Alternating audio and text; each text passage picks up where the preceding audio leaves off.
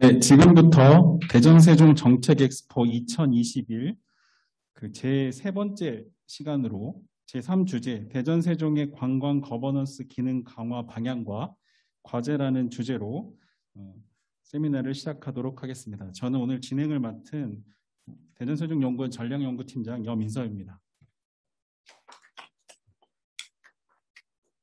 네, 오늘 본격적인 발표에 앞서 간단히 오늘 진행 순서를 말씀드리고 그리고 오늘 이 마이크를 저장님께 넘겨드리도록 하겠습니다.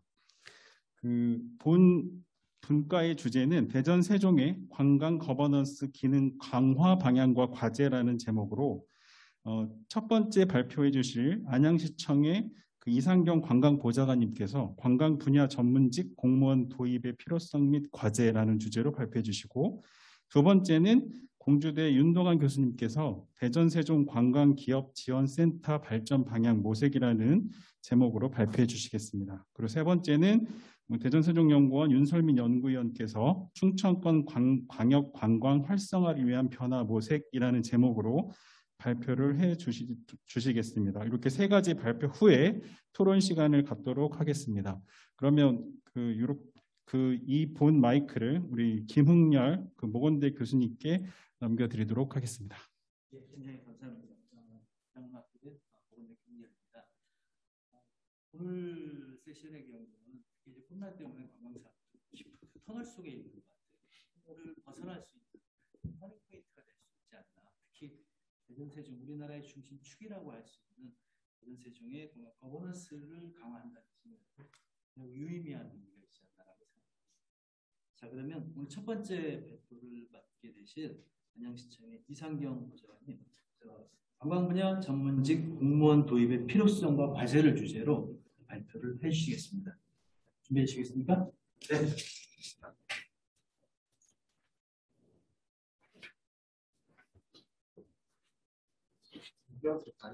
네.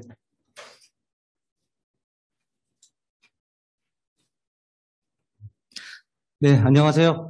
관광 분야 전문직 공무원 도입의 필요성 및 과제에 대해서 주제 발표를 하게 된 이상영입니다. 네, 반갑습니다. 오늘 발표 내용은 다음과 같고요. 우선 첫 번째 관광 범주에 대해서 설명을 드리도록 하겠습니다. 제가 보통 저희 과에 매년 이제 바뀌시는 과장님들한테 이런 얘기를 종종 하긴 합니다. 모든 길은 로마로 통하고 모든 사업은 문화관광과로 오는 것 같다라고 할 정도로 관광이 굉장히 다양한 분야와 연관이 있고 또 관련된 사항들도 많기 때문에 보시는 바와 같이 도시의 어떤 시설이라도 활성화시킨다면 이를테면 도시의 녹지공간이라든지 재래시장이라든지 아니면 어떤 현대화된 도시 상권을 특화거리로 만들거나 심지어 이제 도시재생 지역도 어떤 관광 자원을 시켜서 좀 활성화시켜봐라. 이런 건 전부 다 관광과 관련이 있습니다. 이 활성화라는 의미를 좀 이렇게 곰곰이 생각을 해보면 이제 사람들로 하여금 좀 북적거리게 만들어 보라는 것인데, 사람들이 이제 북적거리려면 어떤 새로 오는 사람도 있어야 되고 또 온 사람도 있어야 되고 또 외지에서도 사람들이 와야 됩니다. 이제 외지에서 사람들이 와야 돼? 그러면 관광 아니야? 그러면서 이제 관광 쪽으로 이제 업무가 오는 거죠. 근데 이제 이런 거를 좀 약간 역이용해서 어떤 이제 지자체 분들은, 관광 쪽에 계신 분들은 우리는 지역 주민들을 상대하지 않고 우리는 좀 관광객들만 상대한다, 이런 식으로 또 얘기하기도 하거든요. 근데 이제 그거는 조금 저는 좀 다른 생각을 가지고 있습니다. 왜냐하면 이제 교통통신의 발달로 물리적이고 심리적인 어떤 거리가 엄청나게 축소되면서 사실상 최근에는 이제 생활권에 속한 여가와 관광가의 어떤 경계가 대단히 모호해졌습니다. 그래서 이제 주말만 되면 사람들이 너도나도 할 거 없이 인근 교외로 나들이를 떠나게 되는데요. 중요한 거는 지역에 있는 사람들이 주말에 밖에 나가서 소비를 하게 되면 이제 장기적으로 봤을 때 지역 경제에 미치는 영향이 당연히 부정적으로 미칠 수밖에 없습니다. 보시는 바와 같이 상단에 있는 거는 지역 주민들의 어떤 생활 여가 환경에 대한 개선보다는 외지에 있는 관광객들을 모집하기 위한 관광 정책이라고 볼 수 있겠고, 밑에 보시는 거는 어떤 도시 이미지의 브랜드를 강화하는 수단으로 관광 정책을 추진하고 어떤 지역 주민들의 여가 관광 환경을 개선을 하고 그런 것들을 통해서 지역 주민들이 주말마다 밖에 나가지 않게끔 묶어두는 그러한 형태의 정책 방향이 되겠는데요. 세종시나 대전시 같은 경우도 좀 아래쪽에 속한다고 볼 수 있을 것 같습니다. 이러한 사업들을 추진함에 있어서 여러 가지 애로사항들이 있습니다. 그 시에서 추진하는 사업들 중에서 관광 사업 분야만큼 시어머니가 많은 건 없는 것 같아요. 예. 왜냐하면 이제 그 사람들도 주말마다 이제 여기저기 왔다 갔다 하기도 하고 또 그 휴가철마다 이제 좋은 관광지를 왔다 갔다 하기 때문에 많은 사람들이 얘기할 수 있는 가십거리이기도 하고 뭔가 이야기를 논할 때 있어서의 진입 장벽도 대단히 낮습니다.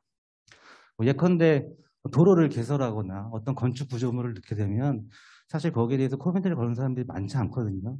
이제 관광에 대해서 얘기를 하다 보면 뭐 세종시 같은 경우에는 뭐 30만 이상의 인구, 대전 같은 경우에는 150만 이상의 육박하는 사람들이 이제 시어머니 역할을 할 수 있다라는 거죠. 예를 들어서 이번에 금강자연휴양림을 세계적인 관광 명소로 만들어 봅시다라는 어떤 도시 의제를 발제를 했다면 여기에 대해서 관에 있는 관계자들뿐만 아니라 산하기관이라든지 지역의 컨설팅 전문가 또 대학 교수 다양한 사람들이 의견을 제시를 합니다. 근데 이제 중요한 거는 이 다양한 의견들을 가지고 어떻게 이것을 조정하고 조율해서 행정적인 언어로 지자체 장에게 그것을 전달할 것이냐에 대한 사항이 대단히 중요한데 과연 이것을 누가 할 것이냐라고 보면 사실 행정직에서 이거를 하기에는 쉽지는 않다고 생각이 들어요. 보시면은 또 그 여러 가지 뭐 제가 뭐 예를 좀 써봤는데 오는 사람들이 여러 가지 이제 제안을 할 겁니다. 그럴듯한 이유로 뭐 국가정원을 만들자고 할 수도 있고 출렁다리를 만들자고 할 수도 있고 다양한 의견들을 제시를 하게 될 텐데요. 보면은 무엇을 하자라는 것들이 주를 이루게 되거든요. 근데 이제 관광 분야 쪽은 무엇을 만드는 것보다 어떻게 하는 게 훨씬 더 중요합니다. 어떻게 하는 것에 대해서 고민을 하기 위해서는 단기간에 형성되는 것이 아니라 어떤 좀 장기적이고 지속적인 지역의 어떤 정책적인 맥락이나 또 그간에 추진되었던 유사 사업에 대한 여러 가지 노하우가 반영이 되어야만 어떻게에 대해서 구체적으로 이제 논의를 할 수 있게 되는데요. 이게 이제 그 순환보직이 대부분인 일반 공무원이 하기에는 조금 무리가 있다라는 거죠. 그래서 이제 관광 분야의 전문직들은 이런 다양한 업무를 추진을 하게 됩니다. 세부적으로 살펴보면 뭐 어떤 그 관광 분야에 대한 전문 지식을 기반으로 한 사업 업무도 수행을 하게 되고 또 다른 한편으로는 어떤 소통과 커뮤니케이션과 관련돼 있는 그러한 사업에 대해서도 여러 가지 업무를 추진을 하게 되는데요. 제가 이제 가만 보면 그 관광 분야에 있는 전문직 공무원들이 일반직 공무원들 그리고 또 행정직 공무원들과 다른 좀 차이점이 한 두 가지가 있는 것 같아요. 우선 첫 번째는 기존에 이제 행정의 관성을 보면 어떤 불만족스러운 요인에 대해서 그걸 해소하거나 제거하거나 개선하는 데 좀 초점이 맞춰져 있거든요. 근데 이제 관광 쪽에 오랫동안 몸담았던 사람들이 가지고 있는 특징은 20살 때서부터 거의 귀에 딱지가 박히게 들었던 얘기가 만족스러운 걸 어떻게 만들겠냐는 얘기예요. 그러니까 불만족스러운 건 당연한 거고 어떻게 해서든 이제 만족을 달성할 수 있을까? 거기에 대해서 많이 좀 몸소 체화가 되어 있는 그런 사람들이라는 게 좀 다른 점이 있고 또 한 가지는 뭐냐면 그 시 안에 있는 다양한 그 직렬들 중에서 이공계 쪽은 대단히 세분화가 되어 있습니다. 뭐 이를테면은 건축이라든지 뭐 통신이라든지 뭐 토목이라든지 좀 나름 되게 세분화가 되어 있는데 사회과학 쪽은 그렇지가 않은 것 같아요. 특히나 이제 사회과학 쪽에 어떤 지식이나 기반을 가지고 있는 사람들이 없다 보니까 어떤 사회 현상에 대해서 문제를 가지고 그 문제점을 어떠한 방법론을 통해서 해결을 할 것이며 그런 것들을 어떻게 정책으로 만들 것인지에 대한 이제 그 전체적인 프로세스를 논리적으로 설계할 수 있는 사람들이 대단히 없다라는 생각이 들었었고 그런 부분에 이제 관광 쪽에 전공자들이 조금 메리트가 있지 않겠느냐 이런 생각이 좀 들었습니다. 보시는 바와 같이 이제 관광 분야에서 전문직 공무원으로 활동하는 사람들은 석박사급의 이제 다양한 기관에서 여러 가지 이제 스펙을 가진 사람들이 지원을 하게 되는데, 이 사람들에 대한 어떤 평가 기준 체계가 대단히 모호한 실정입니다. 지금 상태에서는. 이 사람들이 어떤 그 관광에 대한 지식이나 혹은 그간의 이력들에 대해서 어떻게 평가해야 되는지 그 사항에 대해서 좀 기준이 모호하다는 문제가 있고, 또 임금 체계에 있어서도 몇 가지 문제점이 있는데, 예를 들어서 뭐 석사건 박사건 간에, 그 다음에 그 과거에 어떤 전문성을 키우기 위해서 10년을 근무했건 20년을 근무했건 간에 어쨌거나 이제 7급 상당으로 들어오면 똑같이 7급의 페이를 받는다는 거죠. 그런 문제점들도 좀 있고, 뭐 다 그렇진 않겠습니다만 제가 이렇게 보니까 공무원은 크게 좀 세 가지 부류가 있는 것 같아요. 1번도 있고 3번도 있습니다. 그리고 상황에 따라서 1번으로 가기도 하고 3번으로 가기도 하는 사람들이 있는데, 뭐 민간 조직도 똑같이 뭐 이런 형태를 띠긴 합니다만 민간 조직에서는 3번에 있게끔 만들어주지 않죠. 어떻게 해서든지 3번에서 2번으로 가거나 1번으로 가게끔 만들어주는 장치가 있는데, 이제 공조직 같은 경우에는 그 근속승진이라는 아름다운 제도가 있습니다. 그러다 보니까 이제 3번으로도 버틸 수가 있기는 한데, 보통의 이제 전문직 공무원들은 어떤 전문성을 기반으로 해서 1번으로 시작을 하는 것 같아요. 근데 이제 시간이 좀 지나다 보면 이 사람들도 똑같이 2번으로 가기도 하고 또 3번으로 가기도 합니다. 그래서 이제 만약에 전문직 공무원을 이제 뽑게 되면 이 사람들이 전문성을 가지고 지속적으로 1번으로 갈 수 있게끔 만들어주는 어떤 그 조직의 환경을 만들어주는 게 대단히 중요하다는 생각이 들어요. 이 사람들이 이제 왜 3번으로 가느냐에 대해서 한번 생각을 해보면, 보통의 이제 전문직들은 부서별로 한 명만 뽑다 보니까 시간이 좀 지나게 되면 부서에 있는 모든 사람들이 다 떠납니다. 한 1년 정도 지나면 다 떠나는 것 같아요. 그러면 이제 혼자 남는 거죠. 혼자 남게 되면 내가 혼자서 할 수 있는 업무도 정해져 있고, 할 수 있는 것에 대해서 교감할 수 있는 사람들도 다 떠난 거죠. 그러다 보니까 이제 어떤 소외감을 느끼게 되고요. 그 다음에 이제 관광 쪽에 앞서 설명했다시피 관련되어 있는 분야가 엄청나게 많습니다. 뭐 공원관리과, 녹지과, 도로과 뭐 엄청나게 많은데, 그쪽과 이제 협업을 해야 되는 사업들이 대단히 많아요. 많은데 이제 처음에는 되게 좀 뭔가 혈기왕성하게 접근을 했으나 시간이 지나면 이게 생각보다 쉽지 않구나 하게 되면 내가 다 떠나야 되겠구나 라는 이제 여러 가지 회의감이 들면서 본인의 이제 업무를 되게 축소하게 만드는 거죠. 그 다음에 이제 세 번째는 아까 말씀드렸다시피 이제 전문직을 보통 한 명만 뽑다 보니까 그 안에서 멘티도 없고 멘토도 없어요. 없다 보니까 어떤 그 사회적인 어떤 관계 형성 측면에서 대단히 좀 고립화되는 그런 측면이 있습니다. 그래서 뭐 다는 아니겠습니다만 몇 가지 제안을 좀 설명을 드리자면, 만약에 이제 전문직을 뽑아서 이 사람이 지속적으로 전문성을 잘 유지하게끔 만들기 위해서는 가장 첫 번째로, 뭐 장기적으로는 물론 이제 직렬이 생기면 좋겠긴 하겠습니다만 현실적으로 봤을 때 좀 어려울 것 같고요. 좀 단기적으로 어떤 부분에 신경을 써야 되냐면, 그 관광 쪽에 오는 사람들은 기본적으로 관광에 관심이 있는 행정직이 오는 게 좋습니다. 그러니까 이제 관광에 관심이 많은 행정직과 또 관광에 관련된 전문직이 같이 시너지 효과를 일으켜야만 전문직을 뽑았을 때 충분한 이제 효율적인 성과를 발휘할 수 있다라는 거죠. 예를 들어서 제가 그런 얘기를 한번 한 적이 있어요. 그 예술진흥 쪽에 관련된 팀장님이 태어나서 단 한 번도 공연예술을 본 적이 없는 사람이 왔습니다. 그래서 제가 아니 어떻게 저렇게 관심이 없는 사람이 그 예술 진흥을 할 수가 있겠느냐, 이건 정말 문제가 있다. 그러면서 이제 그분도 오신 분도 대단히 힘들어합니다. 그 관련되어 있는 수많은 산하기관과 얘기를 해야 되는데 이제 거기에 대해서 너무 관심도 없고 본인이 경험해 본 적도 없다 보니까 본인도 힘들고 관련되어 있는 그 산하기관에 있는 사람들도 힘들고, 그러한 부분들을 봤을 때 이제 뭐 관광에 대해서 아주 전문적인 지식은 아니더라도 좀 관심도가 높아서 여러 가지 경험적인 그러한 요소가 많은 사람들이 오게 되면 좀 더 효과가 있지 않을까 생각이 들고요. 그 다음에는 이제 전문직을 한 명으로 시작을 하더라도 장기적으로는 2명 이상을 만드는 게 어떤가 하는 생각이 듭니다. 그러니까 이제 이것도 똑같이 만약에 한 명의 전문직을 뽑았다가 한 3, 4년 후에 그 사람이 그만두게 되면 어떤 그간에 축적됐던 노하우가 한 번에 그냥 단절이 돼버리거든요.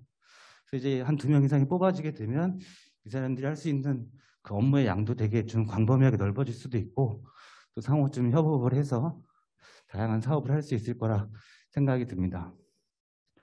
그 다음에 이제 전문직 공무원들이 장기적으로 봤을 때는 이제 어떤 행정 권한을 줘야 될 필요가 있다고 생각이 들어요. 보통 이제 관광사업을 추진하다 보면 이제 급변하는 환경에 대응해야 될 때가 있거든요. 그럴 경우에는 어떤 그 내부에 있었던 분장들을 좀 유기적으로 조정을 해야 될 때가 있고 좀 적재적소의 사람들을 인원을 좀 배치해야 될 때가 있는데 이제 전문직이 이제 이런 그 행정력이 없다 보면 그런 것들을 하기가 좀 만만치가 않죠.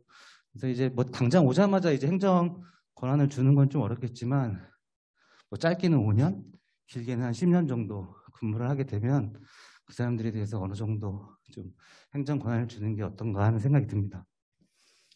네, 마지막으로 마무리를 하도록 하겠습니다. 제가 그 2019년도경에 그 대한민국의 중앙부처를 비롯해서 지자체에서 과연 어떤 정책적인 기조와 방향성을 세우는지에 대해서 한번 살펴본 적이 있었어요.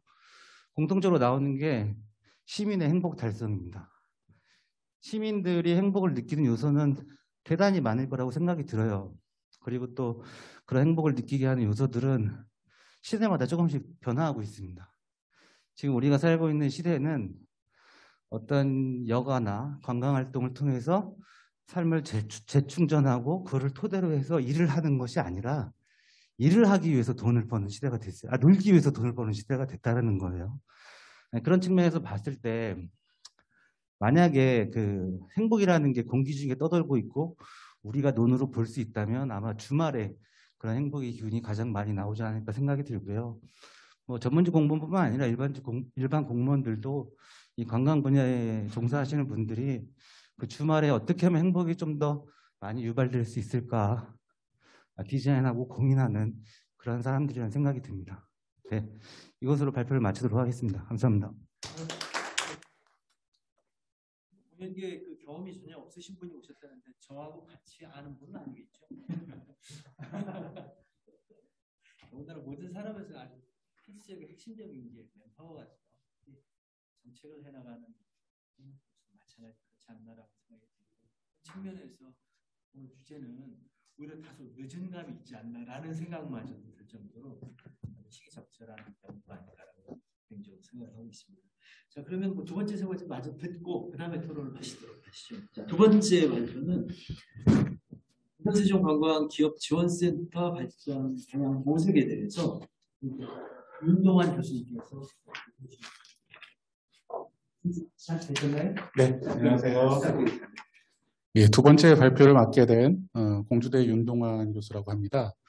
저는 두 번째 발표로 대전 세종 관광기업 지원센터의 발전 방향에 대해서 말씀을 드리려고 하는데 사실 이 주제를 받고 좀 저 혼자서는 굉장히 좀 부담스러운 주제였습니다. 사실 이제 대전 세종 관광기업지원센터가 작년에 사업을 시작하게 되었고 이제 초기 단계에서 좀 적극적으로 이제 사업을 확정하려는 단계에서 제가 좀 주제넘은 말씀을 드리는 건 아닌지 좀 걱정은 됐는데 그나마 다행히도 제가 저희 학교의 산단에서 산학협력 업무를 좀 겸직을 하고 있어서 좀 직원분들하고도 여러 가지 애로사항, 기업 지원에 대한 그런 애로사항들에 대해서 좀 들어볼 기회가 많이 있었고 우리 앞으로가 또 중요하기 때문에 우리 센터에 어떤 방향으로 갔으면 좋겠다는 큰 틀 차원에서 그렇게 말씀드리고자 합니다.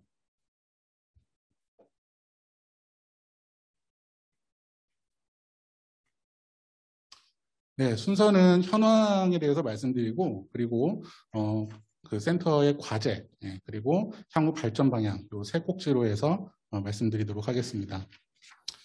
혹시 보시는 분들 중에 관광기업지원센터에 좀 생소하신 분들이 있으실 걸 대비해서 지금 현재 현황을 말씀드리면은 이 관광기업지원센터는 이제 문화체육관광부에서 50%의 예산을 투입하고 그리고 대전광역시 시비의 50%가 대응자금으로 투입돼서 운영되는 그런 사업입니다.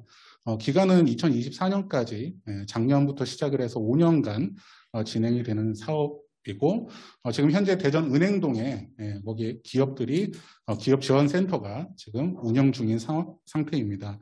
그래서 지금 건물이 임대 형식으로 해서 입주 기업들이 들어가 있는데요. 총 5개 층을 사용을 하고 있습니다. 네, 센터의 큰 역할로는 제가 6가지를 요약을 해봤는데요. 우선 입주기업을 발굴하고 공간 지원을 하는 거, 그리고 입주기업 대상 컨설팅과 교육, 그리고 대전 세종 지역의 관광 활성화 지원, 그리고 공모전, 대학생들을 대상으로 한 그런 창업 관련 공모전 개최, 그리고 인턴 지원, 그리고 마지막으로 네트워크 지원. 크게 6가지 역할을 가지고 있다고 보시면 되겠습니다. 구체적으로 현재 센터가 지원하고 있는 사업들을 제가 좀 나열을 해봤는데요. 사실 이 관광기업지원센터의 가장 핵심이 되는 기능은 이 창업 기반을 조성하는 거, 빨간 글씨로 제가 표시를 해놨는데요. 기반 조성과 그다음에 역량 강화, 그리고 네트워크 지원. 요 3가지가 어떻게 보면 기업 지원센터로서의 핵심적인 역할입니다. 그리고 그 외에 제가 I라고 동그라미로 표시해 놓은 거는 대전 세종의 지역관광 활성화를 위한 그런 분야도 저희 기업 지원센터에서 지금 추진하고 있는 분야입니다. 작년 실적을 보면은 사실 실적이라고 하기에는 지금 너무 짧은 기간 동안 운영이 돼서 말씀드리긴 좀 그렇지만 객관적인 그런 지표들을 좀 보여드리면은 크게 4가지 분야에서 여러 실적들이 지금 보여주고 있습니다. 그래서 신규 기업들을 발굴하는 거, 12개 기업이 이제 발굴이 되어서 그다음에 11개 기업이 이 센터에 지금 입주해 있는 그런 상황입니다. 그리고 역량 강화를 위해서 여러 프로그램들을 운영하고 또 학교와 기업 간의 그런 산학 협력을 위해서 그런 행사들 그리고 연계 활동들을 지원을 하고 있습니다. 그리고 마지막으로는 관광 콘텐츠와 제작, 홍보를 위해서 대학교의 대학생들을 대상으로 해서 활용을 해서 그런 기업들을 위한 콘텐츠 개발도 사업 내용에 포함되어 있습니다. 자, 그러면 지금까지 현황을 말씀드렸는데요.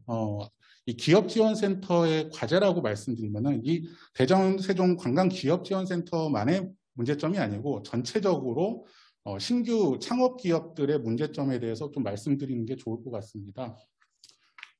통계를 보시면은 창업 기업들이 이제 그 업력을 한번 비중을 보시면은 1년에서 3년이 60%를 차지합니다. 그러니까 3년 이내에 이제 없어지는 기업이 60%가 되는 겁니다. 10개 기업 중에 6개가 없어집니다. 그 중에 4개만 그 4년, 5년 유지가 되는 거고요.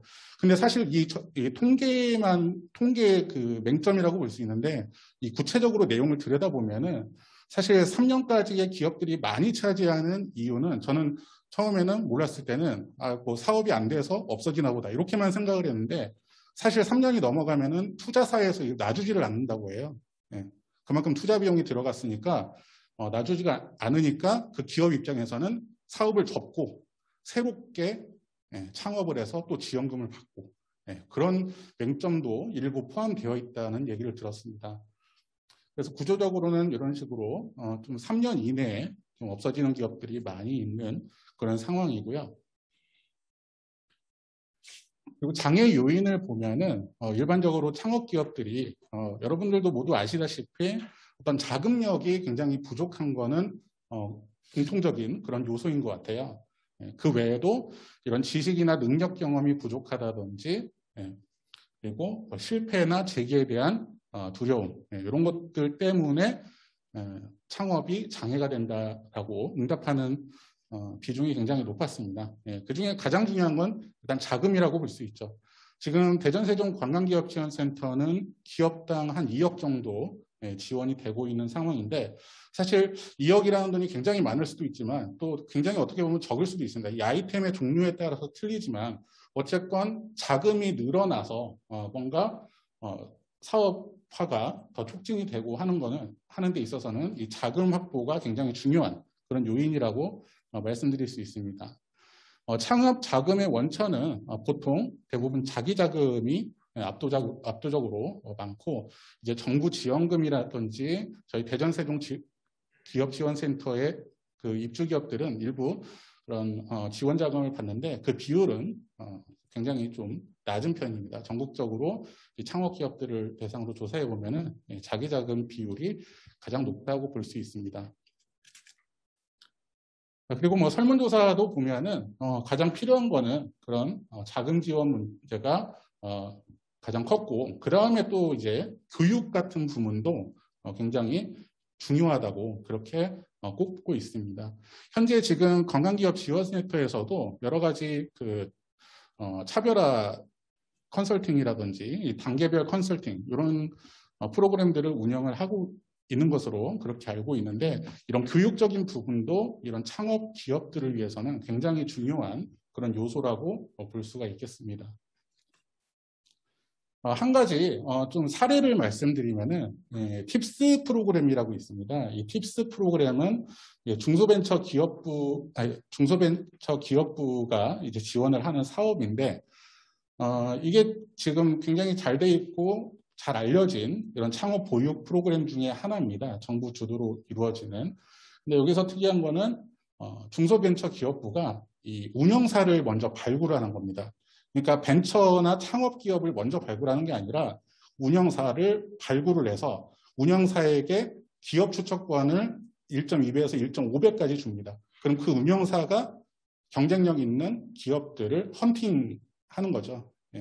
그런 식으로 중간에 엑셀러레이터라고 하는 그런 전문 기관이 들어옴으로써 뭔가 창업 기업의 경쟁력 있는 기업들을 선별하고 육성하는데 이게 시스템이 잘 갖춰져 있다고 할 수 있습니다. 그래서 장기적으로는 이 기업지원센터도 이런 중간에 한번 좀 거르고 그 기업의 경쟁력을 평가할 수 있는 그런 창업 관련 전문회사가 좀 들어오면은 좀 더 전문성을 강화하는 데 도움이 되지 않을까 그런 생각을 해보고요. 이 팁스 프로그램은 최대 10억 원까지 지원이 됩니다. 그래서 3년 동안, 3년이 최대 기간이고 3년 동안 최대 10억 원이 지원이 됩니다. 그래서 그 지원 구조를 보시면은 저렇게 창업 사업화 자금, 그 다음에 기술 개발 자금 등으로 이렇게 구성이 되어 있습니다. 그리고 자금 그 확대를 위해서는 그런 엑셀러레이터와 같은 창업 전문 기관이 이렇게 인볼브가 되는 것뿐만 아니라 펀딩 소스를 확대할 수 있는 좀 여러 가지 방안들을 고려하는 게 필요하다고 생각합니다. 대표적으로는 구글 캠퍼스 안에, 이제 서울 강남에 있는 구글 본사 안에 그런 스타트업 캠퍼스가 들어와 있습니다. 근데 이 스타트업 캠퍼스 안에는 그 창업 기업들을 육성할 수 있는 그런 전문 기관, 벤처 캐피탈이 들어와서 경쟁력 있을 그 잠재력을 가진 그런 기업들에게 지원을 해주는 그런 프로그램을 운영을 하고 있습니다.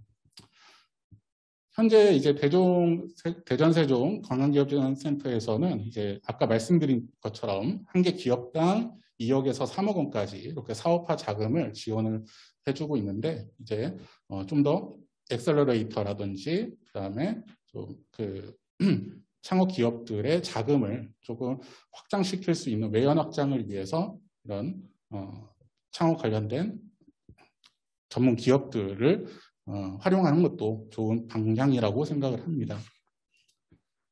그 다음에 두 번째로는 이 펀딩 소스를 확대하기 위해서 이런 크라우딩 펀드이라는 거는 굉장히 유행을 했었고 지금도 많이 이루어지고 있는 사업인데, 특히 관광 분야에서도 크라우드 펀딩이 굉장히 성공 사례로 자리 잡은 사례들이 있습니다. 그래서 이 뒤에 말씀드리겠지만 이런 그 크라우드 펀딩 같은 경우에는 이 마시는 음료 차 같은 거를 재미있게 컨텐츠 스토리텔링을 통해서 이렇게 크라우드 펀딩을 시도하는 그런 사례를 볼 수 있고 굉장히 그 참여자들에게 인기가 높은 그런 사업으로 각광을 받고 있습니다. 그래서 이 센터에 들어와 있는 기업들도 그럼 예를 들어서 관광 관련된 상품들을 개발을 한다면 예를 들어 대전의 먹거리 같은 거를 개발을 한다 그러면은 그거를 이런 식으로 크라우드 펀딩을 통해서 좀 자금을 유치할 수 있는 기회를 고려해 볼 수도 있을 것 같습니다. 네, 그리고 이거는 위에 있는 표를 보시면은 이건 포스코 그룹에서 이제 포스코 그룹이 그 새로운 그 신규 창업 기업들을 위해서 지원하는 그런 프로그램을 보여주고 있는데요. 포스코 그룹에서는 이렇게 크게 4단계로 구분을 해서 단계별, 레벨별로 이제 기업들의 맞춤형 지원을 해주고 있습니다. 사실 이 포스코 그룹 같은 대기업에서는 막대한 자금력을 바탕으로 해서 또 그리고 그들이 보유한 그런 기술들과 시너지 효과가 나기 때문에 더 효과적으로 운영이 될 수 있는데 사실 관광기업지원센터 같은 경우는 그런 하드웨어적, 소프트웨어적으로는 이런 대기업하고 비교하기에는 좀 무리가 있지만 전체적인 큰 틀에서 이렇게 단계별로 지원이 이루어지고 있는 점은 좀 참고를 해볼 수 있고요. 지금 현재 대전 트래블 라운지가 그 관광기업지원센터 인근에서 지금 운영이 되고 있는데 예를 들어서 그 관광 창업 기업들이 지금 현재 11개 기업이 입주해 있습니다. 근데 예를 들어서 만약에 내가 그 기업지원센터에 들어가고 싶은데 거기에서 탈락이 됐다면은 그 탈락시킨 기업들에게 조금 더 기회를 줄 수 있는 방안으로 현재 대전 트래블 라운지 일부 층은 조금 여유롭게 운영이 되고 있다고 지금 보여지거든요. 예를 들어 3층이나 4층 같은 경우에는 공유 공간이나 어떤 휴게 공간 이런 걸로 사용이 되고 있는데 예비 창업 기업들을 대상으로 이쪽에 일부 좀 입주를 시켜서 대전 트래블 라운지에 있는 뭐 관광 기념품이라든지 그런 상품 개발과도 좀 연계를 시킬 수 있는 그런 방안을 고민해 보면은 좋을 것 같습니다. 그리고 아까 그 자금 확대뿐만 아니라 이 교육이 또 중요하다고 말씀을 드렸는데요. 실제적으로 통계를 보셔도 이 창업 준비 단계에서 교육 경험이 없는 비율이 굉장히 높습니다. 거의 80% 정도 평균적으로 교육 경험이 없다고 그렇게 응답을 하고 있고요. 특히 창업 후 1년, 2년 요 초기 단계의 교육이 다른 그 이후에 기업들에 비해서 굉장히 저조하다고 볼 수 있습니다. 그래서 지금 현재 센터에서도 이런 교육 프로그램을 운영을 하고 있는데 제가 한 가지 좀 제안을 드리고자 하면은 어떻게 보면은 좀 그 교육을 양분화시켜서 공통적으로 반드시 이수해야 될 모든 기업들이 이수해야 될 과목들을 운영을 하고 그 다음에 창업의 분야에 따라서 차별화된 그런 교육이 이루어져서 그렇게 양분화된 이원화 교육이 이루어지면은 좋을 것 같습니다. 그래서 예를 들어 센터에 입주하는 기업들은 저는 공통교육은 다 이수를 해야 되고 필수적으로 그리고 분야별로 그런 식으로 교육을 이수를 하면은 조금 더 기업 지원 센터로서의 교육적인 역할을 할 수 있지 않을까 그런 말씀을 드리고 싶습니다.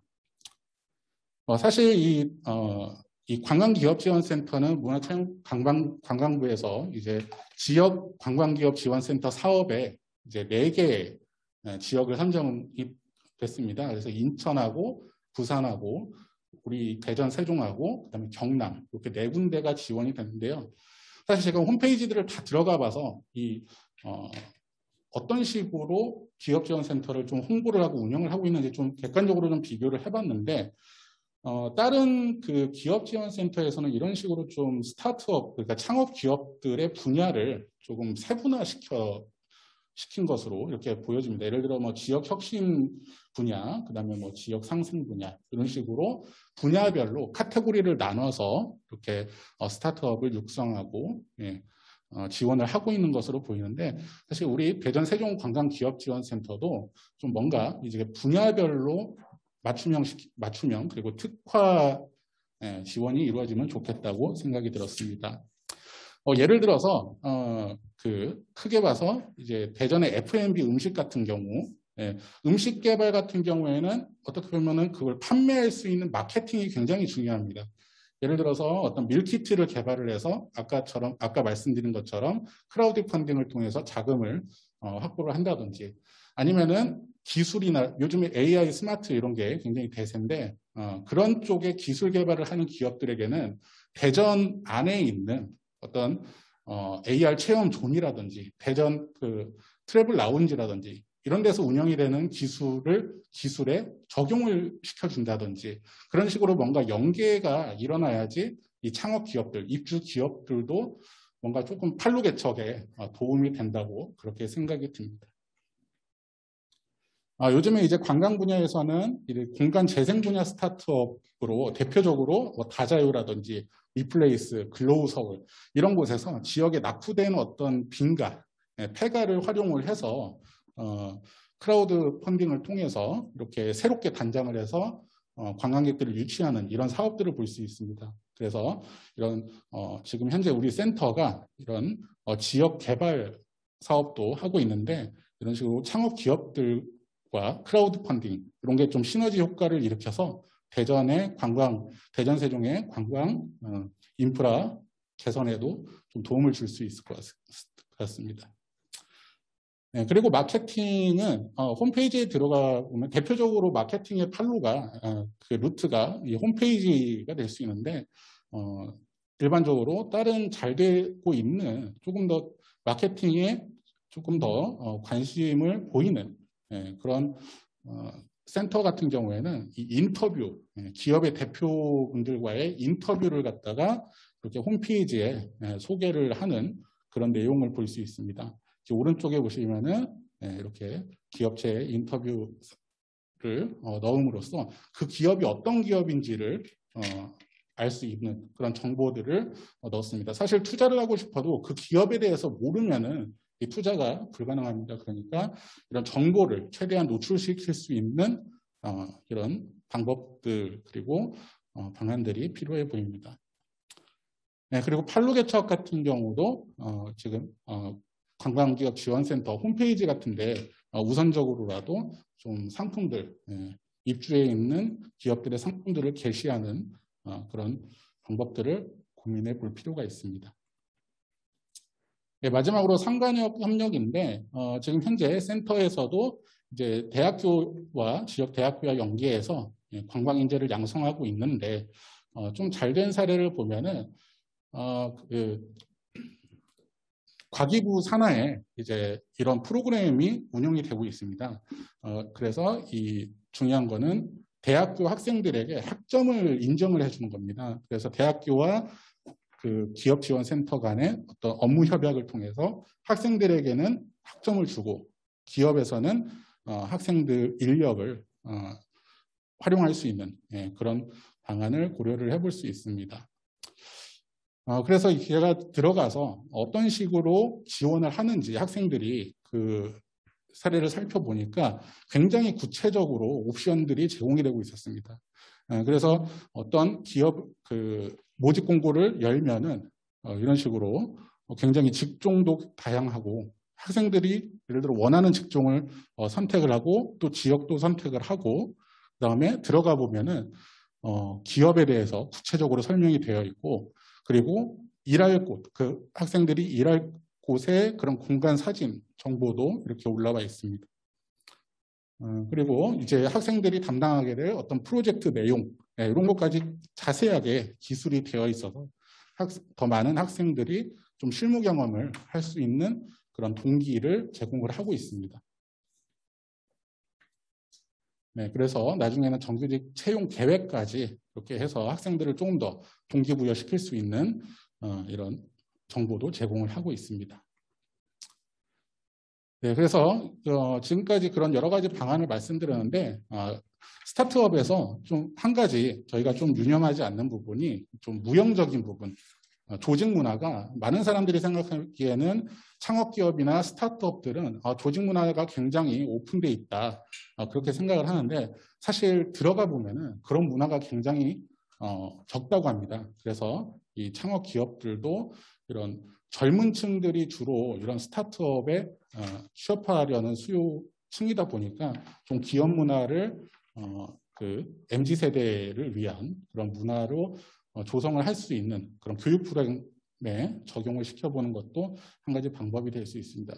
제가 두서없이 여러 가지 좀 아이디어를 좀 말씀드리다 보니까 이게 두서없게 됐는데 어쨌건 대전세종관광기업지원센터가 앞으로 남은 또 기간 동안 그리고 향후에 조금 더 중요한 인큐베이터자 관광 인프라의 어떤 생태계의 시작점으로서 거듭날 수 있도록 그렇게 바라면서 발표를 마치도록 하겠습니다. 감사합니다. 고생 많으셨습니다. 정말 짧은 시간 동안에 관광기업지원센터의 알파부터 오메가까지 발전 방향에 대해서 쭉 굉장히 또 다른 지역에서도 홍보를 될 만한 좋은 자료가 아닌가 생각이 듭니다. 자, 그러면 오늘 발표의 마지막을 담당해 주신 충청권 광역 관광 활성화를 위한 변화 모색에 대해서 대전세종연구원의 윤설민 연구위원의 발표를 듣도록 하겠습니다. 준비를 네, 안녕하십니까. 저는 방금 소개받은 대전세종연구원 윤설민 박사입니다. 오늘 주제는 지금 아까 사회 진행해 주셨던 우리 여민섭 팀장님하고 같이 진행을 하고 있는 메가시티 관련된 연구를 하다 보니까 사실은 저희 정책 엑스포가 대전 세종이지만 사실 대전 세종뿐만 아니라 충북과 충남이 같이 상생할 수 있는 방법에 대한 부분들을 지금 현재 메가시티를 통해서 고민을 하고 있는데 그런 일환으로서 생각을 했던 게 충청권 관광진흥협의회 조직체에 대한 부분들에서 사실은 조금 더 고민할 부분들을 한번 사실 화두를 던질 수 있는 것들이죠. 사실 이게 뭐 잘됐다 잘못됐다가 아니라 사실 조금 더 변화를 가져가기 위해서는 우리가 어떤 것들을 고민할 것인지를 한번 거버넌스 차원에서 한번 짚어보면 좋겠다라는 차원에서 발표를 준비했고요.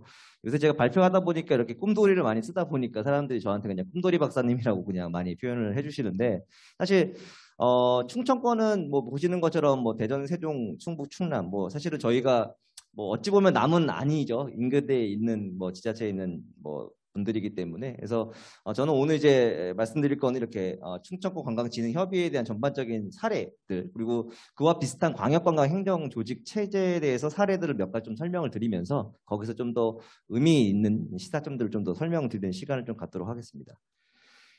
들어가기 앞서서 사실 저희가 광역관광이라는 게 사실 문체부를 통해서 사실 광역관광에 대한 개발 사업들이 많이 일어나고 있죠. 대표적으로 충청권은 충청유교문화권 관광개발 사업이 대표적인 사례라고 보여집니다.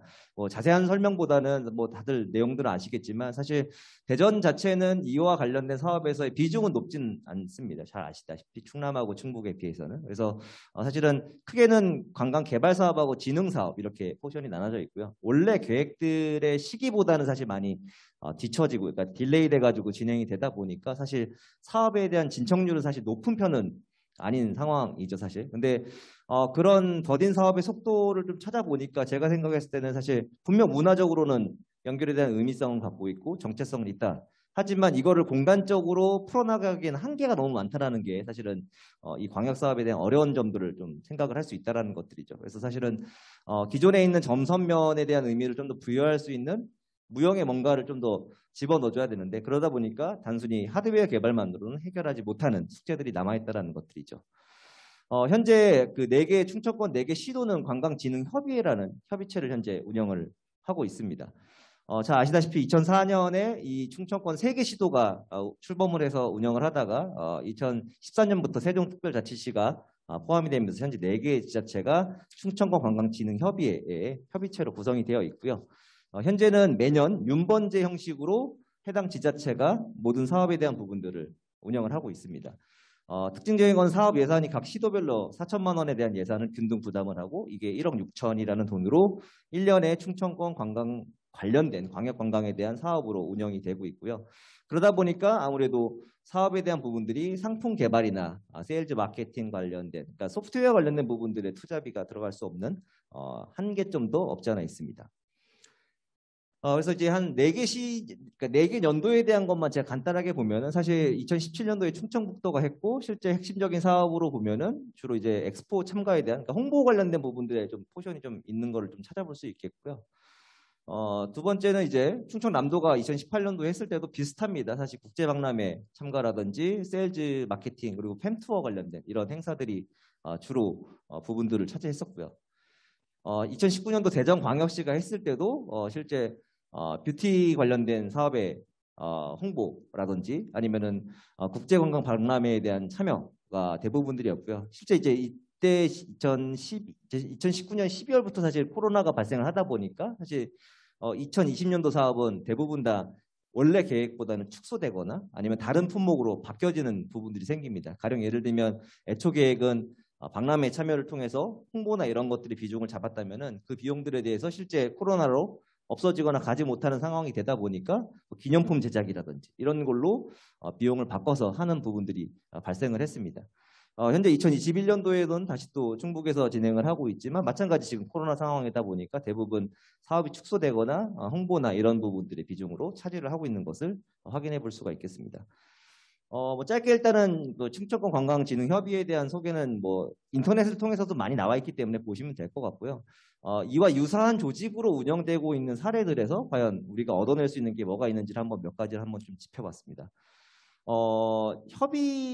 협의체라기보다는 이제 협동조합 형식으로 이제 운영이 되고 있는 사례 중에 대표적인 게 지리상권 관광개발조합이라는 곳이 있습니다. 2008년도에 출범을 해서 타이틀은 전국 최초의 기초자치단체가 조합을 만들었다. 사실 저는 개인적으로 최초라는 말을 굉장히 좋아합니다. 왜냐하면 최초는 안 깨지니까 일단. 두 번째는 기억에서 많이 없어지니까. 근데 최초라는 것들의 의미가 좀 있고요. 여기는 지리상권을 끼고 있는 전라북도와 전라남도, 경상남도의 시군이 합sem을 해서 조합원으로 구성이 되고 실제 운영 또한 이렇게 보통 2년 단위로 이제 운영을 하고 있는 시스템을 갖고 있습니다. 그리고 조합원들에 대한 비용들도 뭐 많이 구성이 되어 있고요. 보시는 것처럼 충청권 관광진흥협의회는 사실 따로 저희가 확인할 수 있는 홈페이지나 이런 건 없는데 여긴 조합의 홈페이지가 있어서 직접 본인들이 하고 있는 사업이나 이런 것들을 소개를 해주고 있습니다. 이렇게 잘 구성이 되고 있는 것 같음에도 불구하고 올해 초에 이제 기사를 보면은 구례랑 하동이 탈퇴를 예고를 했다라고 합니다. 근데 그 이유 중에 하나가 한 개 시군이 2년 동안 하면서 기본적인 배치가 서기관을 우선 배분을 하고 이렇게 가는데 구례랑 하동은 상대적으로 그거에 대한 포지션을 못 가져가고 있는 거에 대한 불만들이 생긴 거죠. 결국은 굉장히 많은 지자체 안에 있는 시군들이 모여 있음에도 불구하고 잘 운영되다가 지금은 사실 좀 봉착되어 있는 부분들을 좀 발견할 수 있는 요소들이 좀 발견이 됐고요. 그럼에도 불구하고 의미가 있었던 거는 실제 연계 상품에 대한 개발이라든지 아니면 같이 운영을 할 수 있을 만한 캐릭터 개발이라든지 혹은 2014년도에 이제 지리산 방문회 사업을 했었거든요. 이 방문회 사업에 대한 부분들. 그래서 핵심은 일단 조합이 구성이 됐기 때문에 안정적인 사업 추진 주체가 있다라는 게 일단 가장 큰 특징이었다라는 거. 그러다 보니까 매년마다 사업에 대한 체계성을 좀 갖고 있다라는 특징들이 좀 있었고요. 그다음 또 하나 조합에서 운영을 하다 보니까 장기적 종합적 차원의 사업에 대한 부분들을 고민할 수 있다. 이런 것들도 장점이 좀 되어 있는 부분들이 될 수 있겠고요. 그다음에 또 하나는 실제 조직이 파견으로 와서 실제 사업을 직접 진행을 하다 보니까 원활한 사업 추진을 위한 조합 내 시군 공무원 파견에 대한 근무, 그러니까 상설 조직 내에서 공무원들이 실제 일을 할 수 있는 공간이 됐다라는 거, 이런 것들도 굉장히 큰 의미가 있을 거라고 생각이 듭니다. 두 번째는 남해안 남중권 발전 협의회가 이제 2011년도에 이제 발족된 저희랑 비슷한 협의체죠. 그리고 남해안을 끼고 있는 전라남도 일부 시군, 경상남도 일부 시군이 참여를 하고 있습니다. 특징적인 건 앞에 있던 지리상권 협동조합하고 동일하게 하동군이 양쪽 다 현재 참여를 하고 있는 것이 좀 특징이다 이렇게 보시면 될 것 같고요. 여기도 마찬가지 시군에서 이렇게 2년 단위로 이렇게 회장과 부회장 이렇게 해서 거쳐서 선출이 되고 있는 상태고요. 어쨌든 규약에 의해서 이렇게 이런 회비랑 연회비를 구성을 해서 납부를 하고 있는 것들이 특징이고요. 여기도 마찬가지 남해안 남중권 발전 협의회 홈페이지를 통해서 그런 사업들과 내용들을 전달을 현재 해주고 있는 상황입니다. 제일 대표적인 사업으로는 요것도 좀 최근에 바뀐 것 중에 하나인데요. 제가 작년에 여기 이제 자문을 했었는데 그 당시에는 그냥 광역 시티 투어라는 이름으로 나갔고요. 작년도 이제 브랜드 네이밍을 만들면서 이제 CI를 자기들이 개발했습니다. 그래서 남중권 누비구라는 CI를 만들어서 현재 광역 시티 투어를 운영하고 있고, 뭐 현재는 뭐 코로나 상황이니까 이건 전국적인 상황이다 보니까 현재는 단계에 따라서 운영이 되기도 하고 안 되기도 하고 이런 상황들이 있어서 가장 이 남해안 남중권 사업 중에 제일 핵심 사업은 이 광역 시티 투어에 대한 부분을 좀 찾아볼 수 있겠고요. 뭐 그 외에 농특산물을 이제 공동 판매하거나 홍보하는 것들, 그다음에 그걸 이제 해외로 수출하는 글로벌 마케팅에 대한 투자, 그다음에 교류는 이제 서로 간에 이제 축제에 관련된 교류를 하는 것들, 그다음에 역량 강화를 위해서 서로가 같이 워크숍을 가는 부분들. 그리고 제일 핵심적인 것 중에 하나가 인사교류를 서로가 인사교류 추진을 하고 있다는 것들이 또 좀 특징적인 부분을 찾아볼 수 있겠습니다. 그래서 남해안 남중권 같은 경우는 특징이 아까 말씀드린 것처럼 저희는 이제 1년 단위의 윤번제라면 여기는 2년 단위의 윤번제를 하고 있다는 게 좀 차이점이라고 할 수 있겠고요. 그다음에 광역관광을 위해서 일단은 공동 사업과 관련된 부분들에서 사업비를 좀 안정적으로 좀 확보를 하고 있다는 거, 이것도 좀 더 차이점이라고 볼 수가 있겠습니다. 마지막으로는 사실 저희가 이제 메가시티 하면서 제일 많이 얘기하는 게 동남권 관광협의회 관련된 얘기를 제일 많이 해요. 부울경 얘기를 하면서. 그래서 실제 동남권 관광협의회는 이렇게 협의회지만 자기들 자체적인 로고를 마찬가지에 또 갖고 있고요. 실제 부울경이 이렇게 운영을 하고 있고 시도별로 각각 5천만 원의 분담금을 가지고 협의회를 현재 구성을 하고 있고 마찬가지 2년의 윤번제를 현재 돌아가면서 구성을 하고 있습니다. 근데 특징적인 것 중에 하나는 이 협의회 조직 내에는 실행 주체인 동남권 광역관광본부라는 실행체가 있다는 거죠. 그러니까 협의회는 의사결정이나 이런 부분들의 전반적인 진행을 하고 있다면 동남권 광역관광본부는 실제 그거를 가지고 좀 더 디벨롭해서 사업을 시키는 부분들이 가장 큰 차이점이다. 이렇게 볼 수가 있겠습니다. 그래서 목적 자체도 2019년도에 출범을 하게 됐고요. 동남권 광역관광 개발에서 국책사업에 대한 부분들을 어떻게 대응할 것인지 이런 것들을 개발하는 거에 머리를 맞대는 조직으로 본부를 현재 운영을 하고 있다는 게 좀 특징이다. 이렇게 보실 수가 있겠습니다. 그래서 실제 이것도 인터넷에 찾아보면 내규나 이런 것도 규약이 잘 나와 있어서 보시면 될 것 같은데요. 뭐 현재는 그러니까 작년까지 이제 부산에서 이제 부산 관광기업지원센터가 있던 그 건물 내에 현재 들어가 있다가 올해부터는 이제 울산이 2년 동안 윤번제를 맡으면서 현재는 울산 내에 광역관광본부가 설치가 돼서 운영을 하고 있고요. 아까 말씀드린 것처럼 주로 광역관광진흥이라든지 공동상품 개발이라든지 정부 시책에 대한 광역 계획 관련된 대응을 주로 이제 여기서 해주고 있고요. 특징은 각 시도에서 파견 공무원들이 와서 근무를 하고 있다는 게 가장 큰 특징 중에 하나라고 볼 수 있겠고요. 그래서 2020년 기준으로 그러니까 광역관광 정책 수립이라든지 광역관광 기반 구축, 그다음에 관광 상품 개발 관련돼서 투자를 하고 실행을 하고 있다는 것들. 그래서 가장 큰 특징은 2년 운영의 기반의 윤번제를 동일하게 하고 있다는 것들이죠. 뭐 뒤에서 말씀드리겠지만 사실 윤번제를 몇 년으로 하냐, 사실 어떤 게 효과 있냐라고는 정확하게 누군가는 얘기는 못하겠지만. 하여튼 저희랑은 좀 차이가 있다는 것들을 이제 여기서 발견을 할 수 있겠고요. 그다음에 아까 말씀드린 것처럼 협의회 자체는 회의나 의사결정에 대한 부분들은 가능하지만 본부를 통해서 이렇게 실행 조직을 갖추고 거기 공무원이 파견이 나가서 실제 안정적으로 운영을 하면서 사업비를 운영한다라는 것들. 뭐 아까 말씀드리진 않았지만은 협의회에 대한 분담금은 따로 있고 본부에 대한 운영 분담금 또 따로 냅니다. 그러니까 결국은 협의회에 대한 운영금을 가지고 사업을 하는 게 아니라 본부에 대한 사업비를 가지고 사업을 한다라는 것, 이것도 굉장히 큰 차이점이라고 볼 수가 있겠죠. 그리고 또 하나, 뭐 어찌 보면 이게 뭐 저희 나름대로 내부적일 수도 있겠지만은 상징적인 의미로 BI를 갖추고 목표 기반으로 접근을 하고 있다. 사실 그런 부분에서도 의미가 충분히 있을 거라고 보여집니다. 그래서 보시는 것처럼 동남권 광역관광본부도 사실 출범한 지 2년 좀 넘었어요. 그래서 사실 여기도 뭐 도입된 지 얼마 안 되다 보니까 지금 당장의 가시적인 성과를 뭐 엄청 냈다 이렇게 말은 못할 수 있겠지만 그래도 시도하는 바들이 굉장히 많습니다. 보시는 것처럼 광역관광 상생을 위해서 연구 용역을 자체적으로 진행을 하고 있는 부분들도 있고요. 그다음에 서로가 갖고 있는 자원들을 연결시킬 수 있는 콘텐츠를 갖다 연결시켜 줄 수 있는 코스와 사업 같은 것도 사업비를 통해서 만들고 있고요. 그리고 여기 보시는 것처럼 공식 블로그나 공식적으로 인스타그램을 운영을 하면서 광역관광, 그러니까 동남권의 광역관광에 대한 안내라든지 사업에 대한 진행이라든지 이런 것들을 또 알려주는 것 또한 의미가 있다라고 보여집니다. 그 외에 한국관광공사랑 이제 같이 연계를 해서 근로자 휴가 지원 사업 뭐 이런 것들도 진행을 하고 있고요. 그다음에 여행 경비를 또 지원해주는 사업이라든지 뭐 이런 그다음에 서포터즈 모집이라든지 이런 식으로 단순히 작은 부분의 마케팅에서 벗어나서 할 수 있는 사업들을 굉장히 파일을 키워나가면서 할 수 있다는 것들도 사실 굉장히 의미가 있을 거라고 보여집니다. 앞서 이제 제가 이제 여러 가지 뭐 사례를 좀 짧게 좀 말씀을 드리긴 했는데 이제 사실 이거는 뭐 저만의 생각일 수 있어요. 이거는 사실 앞에서 봤던 사례라든지 충청권 관광진흥협의회가 갖고 있는 기본적인 특성들을 서로 일단 매칭을 시켜봤을 때 좀 변화가 필요한 부분들은 한번 변화를 생각을 해봐야 되고 그리고 우리가 잘 가져갈 수 있는 건 가져가는 부분들을 찾아보자라는 의미에서 한번 제가 시사점을 몇 가지를 한번 써봤는데요.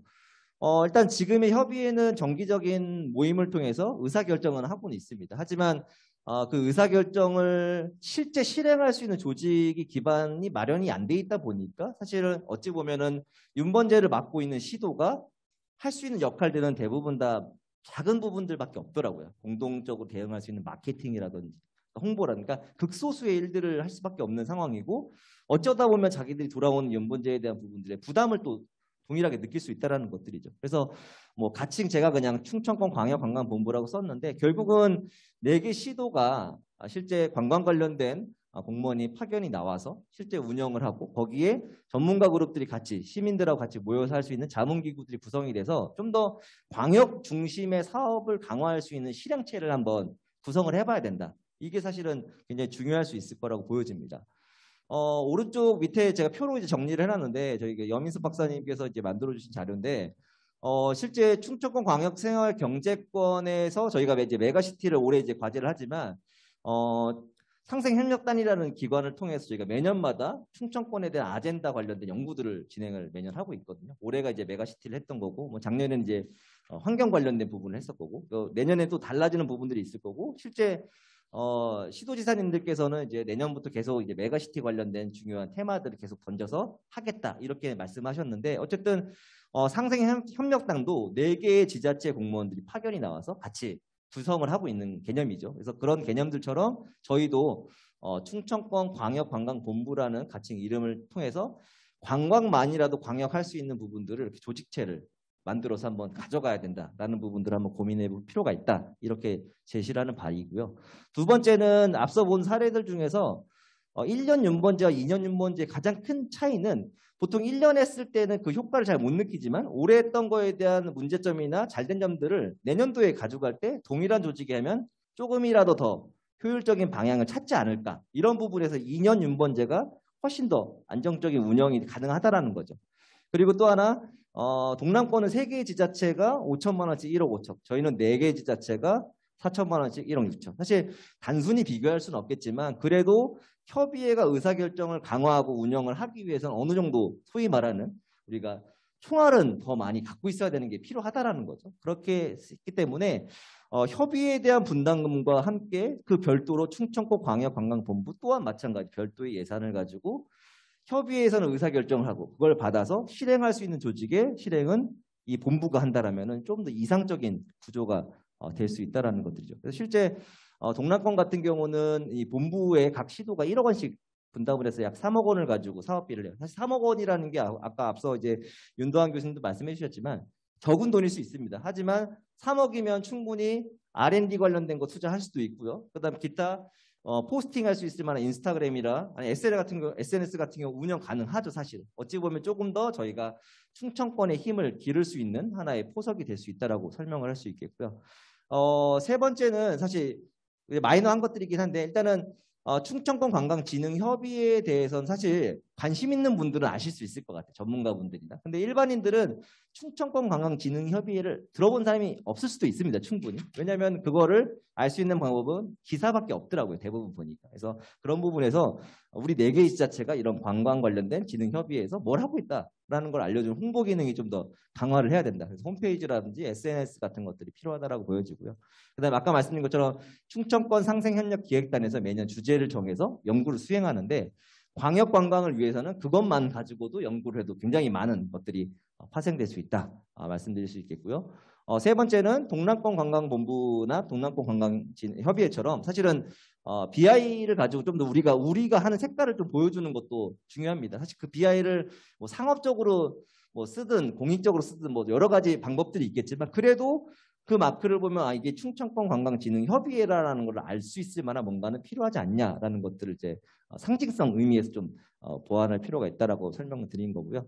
그다음에 이건 또 진짜 정말 사소한 걸 수 있는데 저희는 충청권 관광진흥협의회라는 사실 진흥이란 말 자체를 최근에는 많이 빼고 있는 추세죠. 그러니까 예전에 관광진흥과라는 명칭들도 사실은 다 바뀌고 있는 추세고 그래서 진흥이라는 게 사실 다소 언어상 보면 협의적인 의미를 좀 많이 담고 있습니다. 좀 더 약간 우리가 하고 있는 광역관광에 대한 부분을 봤을 때는 오히려 충청권 관광협의회라는 광의적인 표현으로 가는 것들이 훨씬 더 맞지 않을까 이런 생각들을 하면서 제 발표는 마무리를 하도록 하겠습니다. 네, 감사합니다. 최적화되시군요. 지금 사례를 통해 가지고 충청권의 공부와의 방향성을 제시합니다. 세 분의 정말 좋은 공부를 들어봤습니다. 그러면 이에 대해서 함께 토론해 주실 선전자분들을 소개하겠습니다. 부산광역시 동구청 관광기획팀장이신 서용재 팀장님 반갑습니다. 자, 그리고 플로리다 국제주립대 이주명 교수님 반갑습니다. 고맙습니다. 자, 그러니까 우성정부대 후대공학과 장인식 교수님 바쁘실 텐데 이렇게 많이 주셔가지고 발표해 주신 논문에 대해서 좋은 토론을 좀 부탁드립니다. 뭐 우리 그 서용재 팀장님께서 먼저 해주시겠습니까? 일단 새 발표자분들이 너무도 제가 또 공감하고 관심 있어 하는 부분들을 해주셔가지고 감사드리고요. 일단 제가 뭐 동구청의 전문직 공무원이다 보니까 아무래도 주제가 그 부장님께서 발표하신 주제가 맞을 것 같아서 일단 조금 제가 사실 그런 것들이 있었어요. 아까 발표를 들으면서 제가 간지러워하는 곳을 정말 제대로 긁어주시는구나. 제가 마음속으로 삭히고 있던 것들을 제대로 말씀해 주시고 너무 감사드리고요.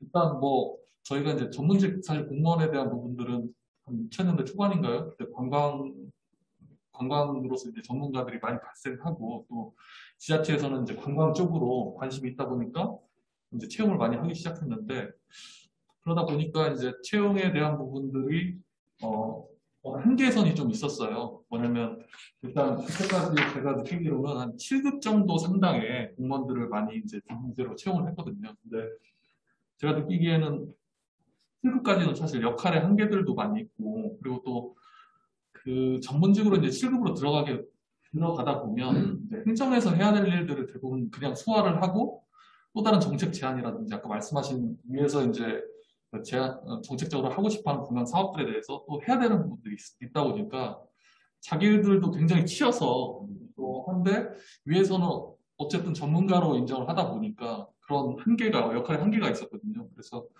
그런 부분들이 최근에 와서 이제 6급이라든지 5급 공무원들을 임기제로 좀 채용하면서 점차 이제 정책에 대한 부분들을 좀 만들기 시작했고요. 그런 점이 있었는데 또 저로서는 사실은 이제 제가 직접 그 근무를 하다 보니까 약간 역할의 한계 부분과 더불어 좀 어려운 부분들이 일단 저희들은 이제 관광 쪽으로 전공을 하다 보니까 사실 아까 말씀하셨지만 행정에 대한 부분들의 이해가 좀 부족한 부분들이 있어요. 쉽게 쉬운 예로서 이제 예산 편성 부분들도 그렇고 또 의회 통과 부분들도 그렇고 여러 가지 그런 부분들에 대한 이해가 필요한데 사실 그거에 대한 교육은 이미 다 돼 있다라고 생각을 해요. 위에서는 이미 전문 공무원들은 이미 다 배우고 왔겠지라는 생각을 하기 때문에 그런 어려움이 첫 번째로 있고요. 또한 관광 사업은 앞서 이제 얘기하신 게 모든 사업은 문화관광과로 통한다라고 말씀하셨잖아요. 굉장히 동감하는 부분인데요. 사실 관광자만 붙으면 다 관광에서 해야 되는 줄 알거든요. 여가 관광과 주민들의 관광과 사실 관광지와의 구분도 사실 없이 관광만 붙으면 이렇게 관광과에서 해야 된다는 부분들이 있어서 부서 간의 협업이 사실 절실히 필요한데 어떻게 보면 저희가 들어간 지는 사실 별로 되지 않기 때문에 그 다른 부서와의 협업이라든지 이런 부분들이 또 보이지 않는 사실 이제 뭐 저희를 보고 어공이라고 사실 많이 외부에서는 하시는데요. 이제 늘 공무원이셨던 분들과의 약간 갭이 있거든요, 서로. 왜냐하면 이제 목적에 약간 갭들도 있을 수도 있고 또 자기가 생각하는 부분들도 워낙 저희들은 이제 뭐 들어가서 어쨌든 방역적으로 열심히 해야 되는 부분들이 있다면 또 기존의 공무원분들 뭐 그러시지 않은 부분들도 있지만 워라밸을 공무원이기 때문에 워라밸을 생각하시는 부분들도 있어서 약간 그런 부서 간의 협업을 할 때에 대한 갭도 약간 있을 수 있고 또 아까 말씀하신 것처럼 이제 저희가 그 7급이나 뭐 6급 정도에서 이제 많이 뽑는 경우가 많기 때문에 사실 이제 이런 정책 사업들은 크게 계획을 만들어서 정책 결정자에게 직접 설명을 해야 되는데 중간에 간부들을 거치다 보니까 그게 이제 제대로 전달이 안 돼서 중간에 이제 그런 연결이 안 되는 경우가 사실 많다고 생각하거든요. 그래서 그런 세 가지 부분들이 사실 좀 제가 직접 다니면서 어려웠던 부분이긴 한데 그래도 뭐 어찌 됐든 전문가로서 이제 임용이 되고 여기서 하는 부분들 그리고 또 하나는 이제 뭐 조금 다를 수 있겠는데요. 정치적인 부분에 따라서 그 예를 들어서 민선 지금 7기라면 8기로 연결되는 그 과정에서 있어서 저희들의 사업이라든지 또 임기에 대한 보장 부분이 한계가 있을 수가 있거든요. 그래서 예를 들면 그런 부분들이 있기 때문에 그런 부분들이 뭐 아까 결과로 제시를 많이 해주셨던 그 방안이 결과적으로 해결책이 될 수 있겠는데 그런 지금 애로사항 부분들이 있어서 앞으로는 그런 부분들의 개선이 좀 된다면 어느 정도 그런 관광 공무원에 대한 전문직으로서의 필요성이 더 필요하지 않을까라는 생각입니다. 굉장히 와닿네요. 오늘 세션 1박 2일 해야 되는 거 아니에요? 발표하신 연구도 그렇고 토론해주시는 분도 마찬가지고. 자, 다음으로 그 이주명 교수님. 예. 저도 일단 우선 1번 발제해 주신 쪽에 먼저 그 관련되는 질문이라서 그리고 발제자한테 질문을 해도 되죠? 아, 그럼요. 대신 이제 시간이 이제 정확히 제가 조정을 하도록 예. 일단 저도 들으면서 되게 중요한 부분, 그러니까 오늘 저희 세션의 전체 주제가 이제 관광 가버넌스라는 부분이잖아요. 그런 부분에 있어서 전문직 공무원이라는 거는 여기 팀장님도 계시지만 정말 관광에 연관되는 사람이 많은데 저희가 이제 스테이크홀더라고 그러지 않습니까? 이 스테이크홀더들을 전체적으로 컨트롤하는 컨트롤 타워가 필요하다라는 생각을 많이 하게 돼요. 정말 저도 외국에 있었습니다. 외국에서도 그렇고 이 컨트롤 타워, 즉 가버넌스의 주축을 누가 가지냐의 문제는 정말로 중요한 거거든요. 그래서 이거에 대한 연구들도 상당히 많이 나오고 있는데 제가 우선 이제 보좌관님께 여쭤보고 싶은 거는 아마 이제 팀장님도 개방형직이나 이렇게 들어오신 것 같아요. 얘기를 들어보니까. 근데 아까 말씀드린 문제가 개방형직으로 인해서 그러니까 4급, 5급이나 4급 이상의 개방형직이 전문직이 들어오면 이런 문제들이 조금 더 해소될 것 같은데 실제로 그런 부분에서 실제로 해소가 되는 부분이 있는지 아니면 지금 생각하는 문제들이 고스란히 나타나고 있는지 한번 여쭤보고 싶고요. 또 간단하게는 제가 짧게지만 안양시에 있는 안양대학교에서 관광경영 강의를 했었습니다. 근데 학생들하고 수업 시간에 토론하다 보면 안양시에서 관광에서 가장 핵심으로 나가는 그런 건 뭘까라는 부분에 많이 토론했는데 학생들은 잘 모르고 있고요. 저는 뭐 당연히 들어보고 그래서 혹시 이런 차원에서 관광 거버넌스 차원에서 그럴 수도 있고 아니면은 뭐 다른 관광 제도에서도 이 대전과 세종에서 정책적으로 벤치마킹하는 다른 사례 같은 게 있으면 간단하게 소개시키면 어떨까 하는 생각이 들어서 질문을 드립니다. 답변은 다 모아가지고 똥갈건 하다 보면 길어질 수 있어서 전체적으로 지금 이 교수님 질문 토론을 해주시고 답변을 다 취합해서 하는 걸로 지금 하시도록 하시죠. 그리고 저는 그 부분에 있어서는 그리고 참 중요한 게 지금이 되게 중요한 시기다라고 생각이 되는 부분이 세션 구성이 되게 잘 된 것 같아요. 첫 번째, 두 번째, 세 번째 발표가 다 연관성이 있다라는 생각이 드는데 뭐 거버넌스런 부분에서 이 부분은 제가 보기에 해외에서도 한 이슈 같습니다. 왜냐하면 보통 많은 사람들이 생각하기에 DMO라는 조직이 이런 형태에서 거버넌스의 어떤 중심을 가져가지 않나라고 생각이 드는데 그 부분에 있어서 해외도 그렇고 우리나라도 그렇고 많은 이견들이 이제 나타나는 것 같아요. 한국은 제가 최근에 보니까 어떤 관광재단, 문화관광재단이라는 형태로 DMO들이 생기고 그동안에 컨벤션 뷰로나 이런 것들을 흡수하면서 하고 있는데 거기서 정책의 주체나 컨트롤 타워가 되지 못하는 괴리의 문제들이 저보다 더 많이 아시겠지만 있는 것 같습니다. 제가 보기도 그렇고 외국의 사례도 그렇습니다. 그래서 그런 부분에 있어서는 이런 이슈가 빨리 좀 더 활성화되고 토론을 통해서 어떤 정책의 이게 방향성이 정해져야 된다고 생각하고요.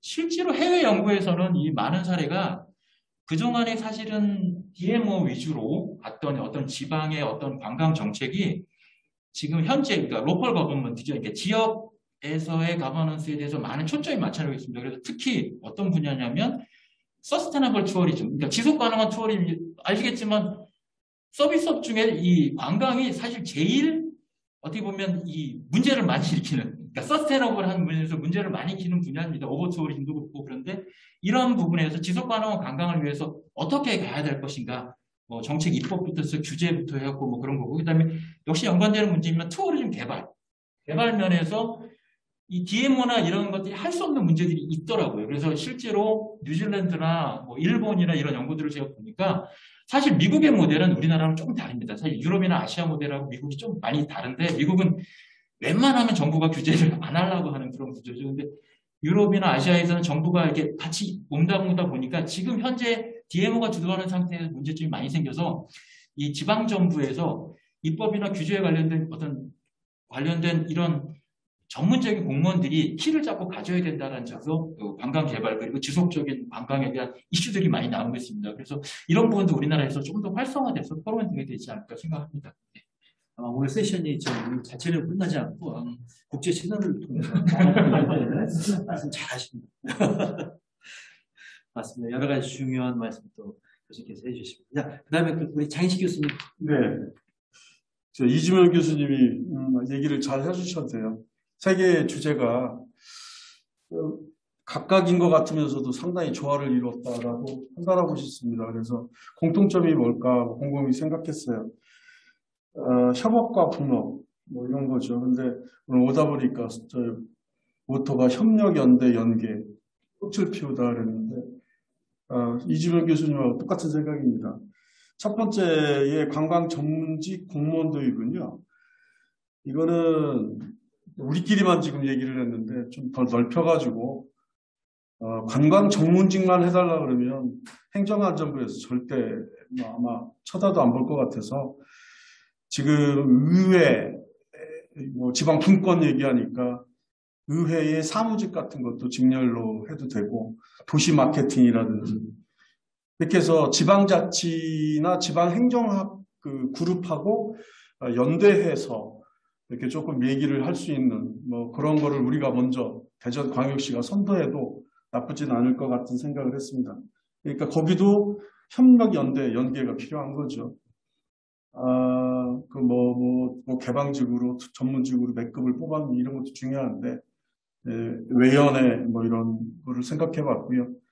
그 다음에 대전 같은 경우에는 대전 마케팅공사 아까 이렇게 DMO 얘기도 했는데 성격이 애매모호합니다. 물론 지금 검토 작업에 들어간 걸로 알고 있는데 다른 지역처럼 대전 관광공사에서 역할과 기능을 명확히 하면 하는 게 좋은데 애매모호하게 너무 크게 잘해보사 이렇게 가는 것도 한번 이 기회에 체크해보는 거 좋을 것 같다는 생각했고요. 관광기업지원센터 아주 어려운 주제 하셨는데 우리 윤도환 교수님 제가 지적하거나 이런 거는 아니고 훈수가 쉽습니다. 근데 문제는 대전의 문제는 그럴 수밖에 없는 구조입니다. 거기 있는 차장님하고도 한번 얘기를 해봤는데 자, 대전의 경우 같은 경우 대전경제 통상진흥원, 사회적경제지원센터, 둘의 PD연합, 공정관광지원센터, 한국관광공사가 하는 스타트업, 관광전문인력 포털 비슷비슷한 거를 다들 일자리 창출 한번 해보겠다고 똑같은 기능을 다 똑같이 했습니다. 그러니 마케팅 공사에서 그거 관리하는 그것도 3명이 나가가지고 파견하고 한시적인 그런 거는 고작 해주는 게 여행사나 호텔에 인턴 지원해가지고 그 급여 지원하는 예산도 턱없이 부족합니다. 그래서 윤도환 교수님이 얘기하신 저게 가야 될 방향이지만 과연 그거를 감당할 역량이 되는가 셀프 체크하고 그다음에 뭐 관광만 얘기하지 말고 묶어서 아까 컨트롤 타워 얘기하셨는데 그게 좀 갔으면 하는 게 가장 바람직한 것 같아서 요즘 RIS 뭐 어쩌고 그러는데 대학 간 산업협력단이라는 게 있습니다. 그리고 대전시에도 대전산업협력단 협의체라는 게 존재하고 있고 운영 중에 있습니다. 국가 보조지원금 막강하고요. 그러니까 굳이 마케팅 공사에다가 이걸 맡기지 않고 산업협력단 연합체에다가 한번 접촉을 하면 좋은 컨트롤 타워가 될 것 같습니다. 지금 제가 열거한 7개 센터에서 각각 대학교 이런데 기업을 접촉하느니 아예 대학 협력단 협의회에다 주면 좋은 아이디어가 되지 않을까 싶고요. 내용도 마찬가지 물론 윤도환 교수님이 언급을 했습니다만 고용 인력에 대한 재정 지원 떠나서 정말 기업에 대한 법률 자문이라든지 재정 컨설팅 그다음에 다 영세합니다. 그래서 경영 지원 시스템 같은 거 MIS 이런 걸 개발해주면 큰 도움이 될 것 같다고 생각합니다. 마지막으로 이게 결론 같은데 충청권 광역관광 활성화 혼자는 못 삽니다. 같이 가야 되는데 독특한 길이 보입니다. 뭐냐면 다른 대한민국에 보면 다 남북 구조인데 우리는 동서 구조예요. 충남 충북이 말은 충남 충북인데 동서 구조입니다. 그래서 가장 현안은 지금 충청권 유교라는 공통점도 있는데 지금 자꾸 딜레이되고 또 그거를 해석을 잘못해가지고 경북 북부 같은 경우는 지역발전은 뭐 기획실이나 이런 데서 담당을 했는데 우리는 뭐 종목과라든지 유교라는 이걸 뭐 종교로 하나 생각을 하고 있으니 안타깝습니다. 그러니 더디갈 수밖에 없죠. 뭐 문화유산과라든지 이런 데서 하니까. 관광과에서 하지도 않습니다. 실제적으로 중앙정부는 관광과에서 하는데 광역 하급단체는 지금 얘기하는 뭐 문화유산과, 종목과 이런 데서 하니까 언매치가 되고 아니 진전할 수밖에 없는 구조죠. 이런 거 빨리 바꿨으면 좋겠고요. 특히 지금 메가시티를 하고 있다고 그러는데 문화관광 부분이 좀 약합니다. 중간 보고 때도 조금 언론에서도 많이 나오던데 일단은 발굴부터 해줘야 될 것 같아요.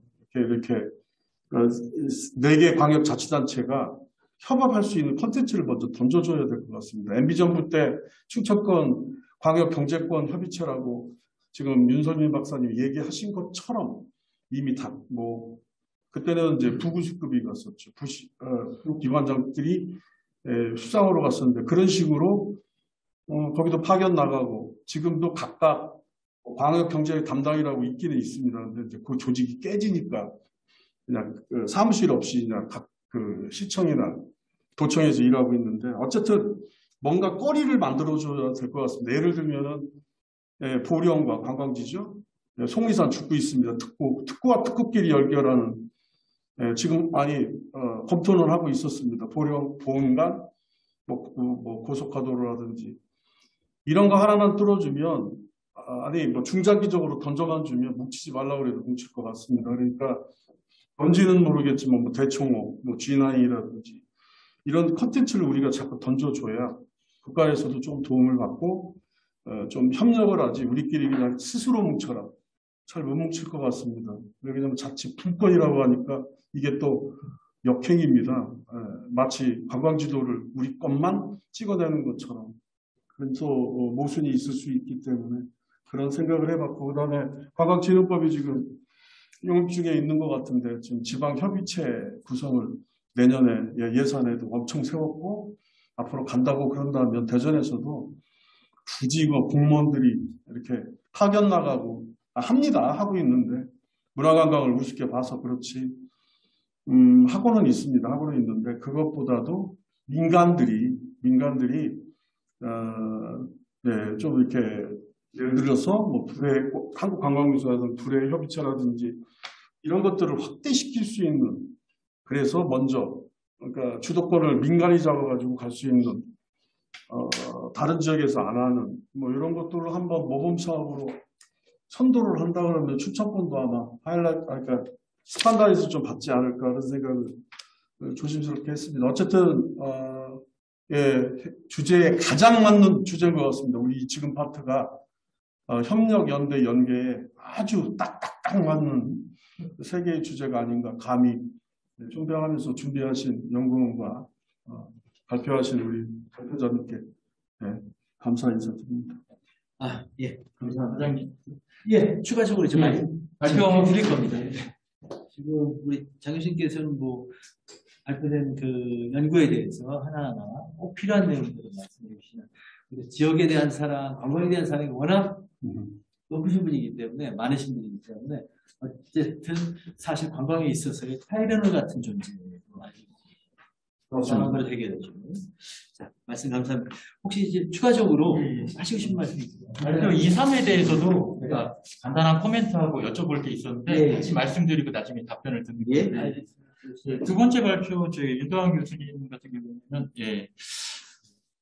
오래간만에 뵈서 반가운데 우선 그 대전 세종 관광기업 지원센터라는 거에 대해서 잘 내용을 들었는데요. 사실 제가 그 전에 많이 알던 개념은 아닙니다. 근데 아마 윤 교수님이 프로젝트에 대해서 아마 진행을 하고 인발부가 되신 것 같은데요. 제 생각에는 아닌지 모르겠는데. 근데 저는 근데 의문이 들었습니다. 제가 이제 한국에 와서 이렇게 볼 때 지금 관광기업 지원센터라는 센터가 하는 업무들과 역할이 다른 부서, 그러니까 다른 조직들과 중복이 되는 부분이 있지 않나라는 생각이 들어요. 예를 들면 첫 번째는 박근혜 정부 때 아마 많이 활성화되고 생긴 것 같은 창조경제 핵심센터에서 창업 지원이라는 이런 부분들을 많이 하게 된 각 지자체별로 있는 걸로 알고 있습니다.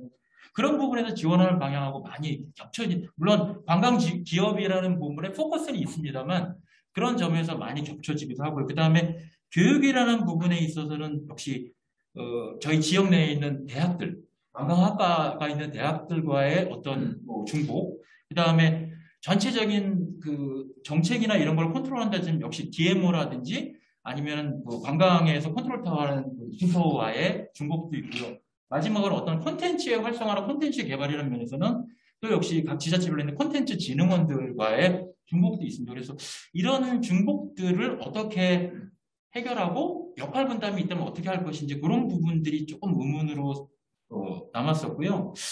그 팁스 사례를 통해서 운영사들, 엑셀레이터들 얘기를 하셨는데 되게 좋은 사례인 것 같습니다. 그러니까 구글이 뭐 머리를 잘 썼겠죠. 뭐 운영사를 통해서 그걸 자기네 구글이 아니라 중소벤처기업이죠. 그러니까 거기 자기네 조직에서 그런 걸 다 할 수 없으니까 외부 조직을 활용해서 이렇게 한 건데 결국 이렇다면 이 운영사들도 또 컨트롤 타워에 문제가 생길 것 같습니다. 역시. 그래서 그런 부분에 있어서 아까 3번하고 1번 발표와 연결되는 문제라서 한번 생각을 해봤고요. 의문점이라면 의문점입니다만 저는 과연 관광기업 지원센터라는 것이 어떤 실효성을 가지고 어떻게 경쟁력이 있나라는 생각을 조금 가지게 됩니다. 그리고 마케팅 같은 경우에도 홈페이지에서 이루어지는데 그게 과연 실효성이 있는가. 그리고 교육이라는 부분이 교육이라는 부분이 실제로 어떻게 이루어질지 지금 예시에 봐서는 인턴십인데 인턴십은 사실 빼고 됩니다. 그거 말씀하신 거 반대 방향이거든요. 그러니까 기업들을 교육한다기보다는 기업들한테 아이들을 맡겨서 인턴십으로 교육한다는 거지 실제로 기업들의 인력을 어떻게 교육한다는 것이 안 나와 있거든요. 그래서 그런 부분에서 교육이 실제 자체 교육진을 보유하고서 기업들을 교육시킬 것인지 아니면 대학과 연계인지 이런 부분이 하고요. 마지막으로 발표 3에 윤석열 연구원은 잘 들었습니다. 제가 보기에는 이 메가시티라는 방향은 전체적으로 한국 여기서 가장 큰 이슈인 것 같은데 지금 보기에. 네. 자, 알겠습니다. 말씀 감사합니다. 네. 자, 저희가 지금 저희만의 그 미팅이 아니고 하이브리드로 진행이 되고 있습니다. 지금 질문이 너무 많이 오는데 엄선된 하나만 그 세미나에 참여하고 계신 참여자 의견을 전달을 드리도록 하겠습니다. 양혜일님이라는 분이 이제 연락을 주셨어요. 윤석열 박사님 설명 잘 들었습니다. 최근에 와서 개선이 돼가고 있지만 아직도 지속적인 관광산업을 운영하기에 전문직 공무원이 자리를 못 잡고 있는 부분이 있습니다. 이런 문제에 대해 공무원인 이상형 보좌관님의 말씀 잘 들었습니다. 앞으로도 이 부분은 개선돼야 하고 장기적으로 대전 세종 관광이 발전하지 않을까 싶습니다. 그리고 또 관광업체를 창업하기에는 불모지 대전 세종에서는 굉장히 어려운 부분이 있습니다. 그럼에도 대전의 지원센터가 많은 도움이 되고 있다는 점에서 관광에 관심 있는 시민으로서 매우 좋은 곳이라고 생각하고 있습니다. 다만 우리 그 교수님하고 의견이 좀 비슷한 부분인 것 같아요. 다만 팁스와 펀딩 사례에서 관광 사업체가 없는데 좀 아쉽고, 지금 창업해서 관광업체가 관광 도시가 아닌 곳에서 지원 없이 관광 수익을 내는 곳이 있는지 궁금합니다. 또 윤석민 박사님 비슷한 사례를 예를 들어 시사점과 배우점 등을 잘 설명해 주셔서 시민으로서 이해하기 쉬웠습니다. 감사합니다. 특히 지속적인 실행을 할 수 있는 조직 확보와 사업의 연속성을 위한 재원 마련, 시민의 참여가 있는 자문기구 구성과 온라인 홍보와 운영의 필요성을 강조한 부분이 인상 깊었습니다. 라고 이렇게 연락해 주셨습니다. 이분이 아주 수백 명 중에서 대표로. 그러면 지금까지 시간적인 것 때문에 토론은 여기서 하도록 하고, 발표해 주신 분들, 토론의 한 내용에 대해서 간단하게 말씀을 듣는 시간을 갖도록 하겠습니다. 우리 이상형 부장님 먼저. 몇 가지 질문이 있었는데요. 제가 답변할 수 있는 사항에 대해서 설명을 한번 드려볼게요. 사실 행정에서건 혹은 산하기관에서건 어디서건 산학 연관 그리고 또 시민 간의 네트워킹 관련된 사항이 되게 중요한 부분이기도 하고, 또 각각의 어떤 그 위치에 있는 사람들의 관점을 토대로 해서 여러 가지 의견들을 수렴하는 것도 되게 의미가 있습니다. 다만 그것이 정책적으로 나가려면 돈을 쥐고 있는 곳에서 하자 말자라는 뭔가 마사지가 들어가줘야 돼요. 근데 이제 돈을 갖고 있는 사람들이 봤을 때 이 사람들의 의견은 제각각의 의견들이 있는데, 그 의견들이 온전히 바로 우리 해당 그 관에서 시행하기에는 조금 부족한 경우가 대부분이거든요. 모든 의견들이 그렇습니다. 조금씩은 안 맞아요. 근데 그거를 조금 바꿔주고 다른 것들과 좀 결합을 시켜주고 이런 작업들을 과연 누가 할 것이냐. 이게 문제이기 때문에 사실 전문직 공무원이 필요한 거거든요. 이 사람들이 없으면 야 이거 실행되겠어? 이거 실효성 있겠어? 이거 못하는 거야. 말도 안 되는 소리 하고 있어. 이렇게 여기서 끝나버리거든요.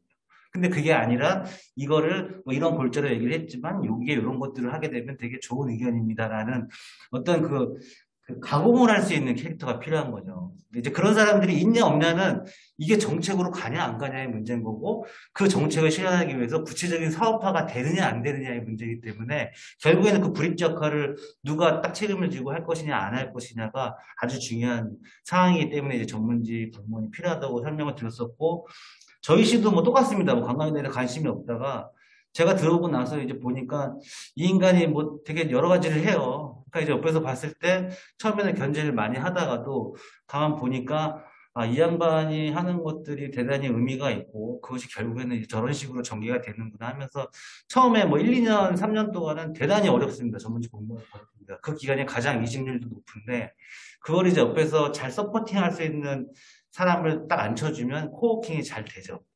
아까 그 말씀하셨던 어떤 급과 관련되어 있는 거를 바로 이어서 설명을 드리자면 행정의 꽃은 팀장입니다. 광역시는 이제 5급이 되겠고 기초지자체는 6급이 이제 팀장인데 그 팀장이 어떤 사람이냐에 따라서 모든 그 사업이 막히기도 하고 추진되기도 하고 활성화가 될 수도 있고 그 키를 쥐고 있는데 만약에 7급, 그러니까 일반 주무관급으로 이 관광 전문직을 뽑게 되면 팀장이 누구냐에 따라서 이 사람의 의견은 완전히 거기서 끝날 수도 있고 어떤 아무런 것도 못하다가 그냥 아예 그냥 거기 사람될 수도 있습니다. 반면에 팀장이 이제 굉장히 막 의기가 좀 넘치고 그리고 같은 본인과의 동일한 직급에 있다 보면 어느 정도 좀 견제도 좀 되기는 해요.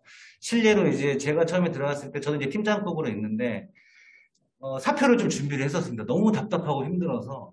그래서 제가 어떤 얘기까지 했냐면 저는 전문직이기 때문에 여러 가지 성과를 내야 되고 사업을 해야 되고 거기에 따른 성취감으로 버티는 것이지 이 작은 봉급으로 버티기는 난 힘든다. 그랬었는데 그분의 입장도 이해가 가는 게 거의 이제 퇴직이 다가오는 사람들이기 때문에 또 일을 많이 벌리지 않으려고 하죠. 그 다음에 이제 팀장이 바뀌었는데 그 사람은 정말 엄청난 에너지가 넘치는 사람이었어요. 전년 대비 2030%의 예산을 받았습니다. 그래가지고 사업을 한번 했어요. 하고 나서 그 다음서부터 사람들이 보니까 뭔가 좀 되는 것 같은 거죠.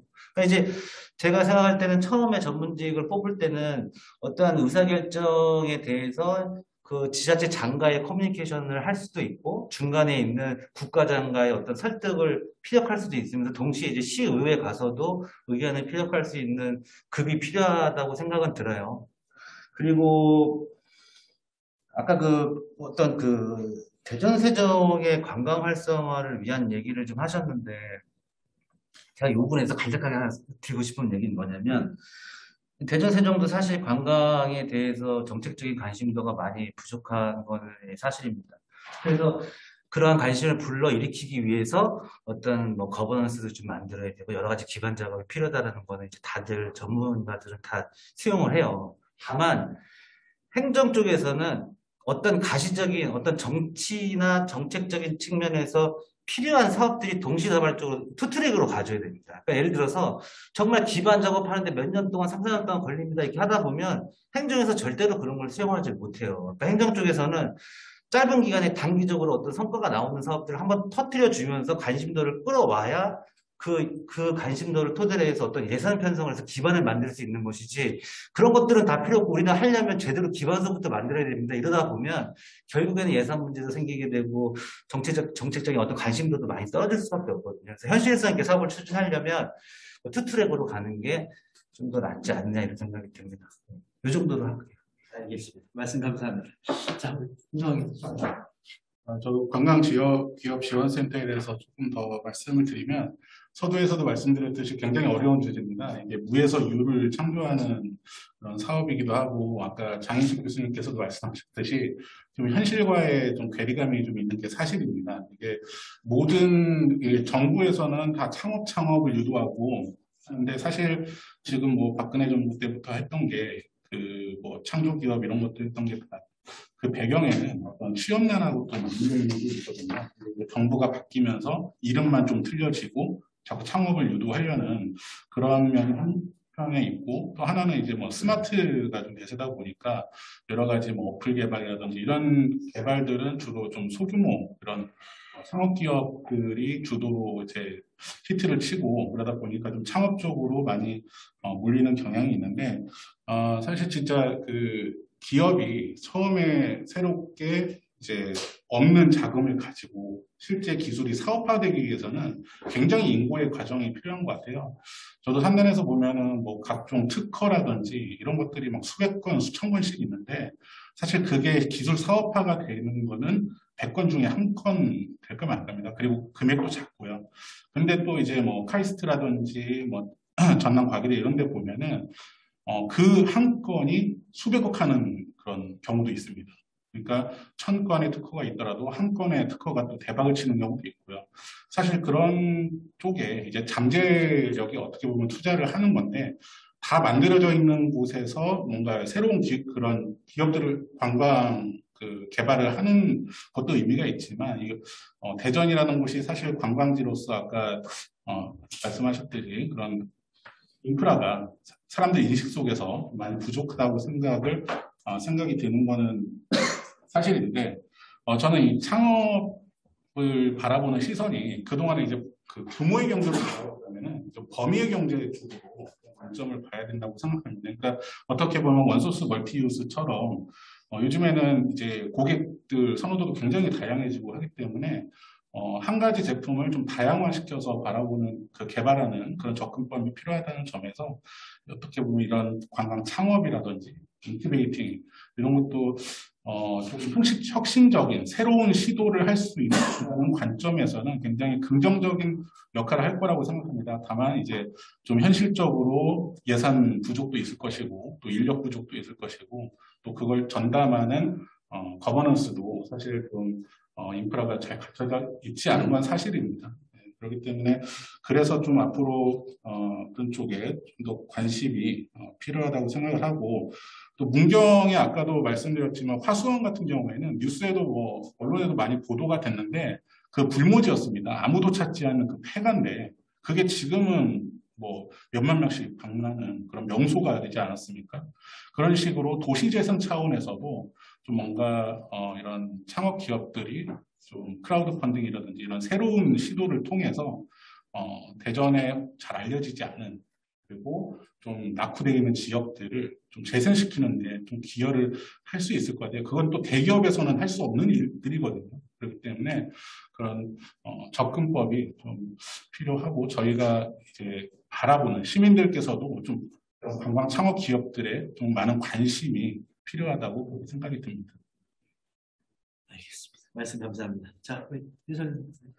네, 일단은 오늘 이 세션 구성을 제가 이제 하게 됐는데 이제 뭐 교수님들이랑 팀장님도 말씀해 주셨지만 사실은 제 입장에서 봤을 때 지금 현재 이제 여민석 팀장님하고 이제 메가시티를 하다 보니까 이런 협업이라든지 연계를 할 수 있는 그런 게 필요한데 과연 이제 여러 가지 궁금증들이 생기는 거죠, 사실. 그러다 보니까 지금의 이런 세션을 구성을 하게 됐고, 사실 최근에 이제 보면은 관광 직렬로 이제 많은 개방직들이 뽑히기 시작을 보면은 저희는 모르지만 실제 여기 기초자치단체인 안양시도 그렇지만 인천이나 대구 같은 광역시급에서도 지금 다 개방형 지구로 관광 직렬들이 또 있거든요. 그래서 사실은 이런 문제들은 과연 저희가 계속 고민을 해야 될 부분인 거라고 생각이 들고, 그런 아까 말씀했던 핵심 키를 갖고 있는 그런 가공 캐릭터가 있었는데 그거 되게 중요한 문제인 것 같다라고 생각이 좀 들고요.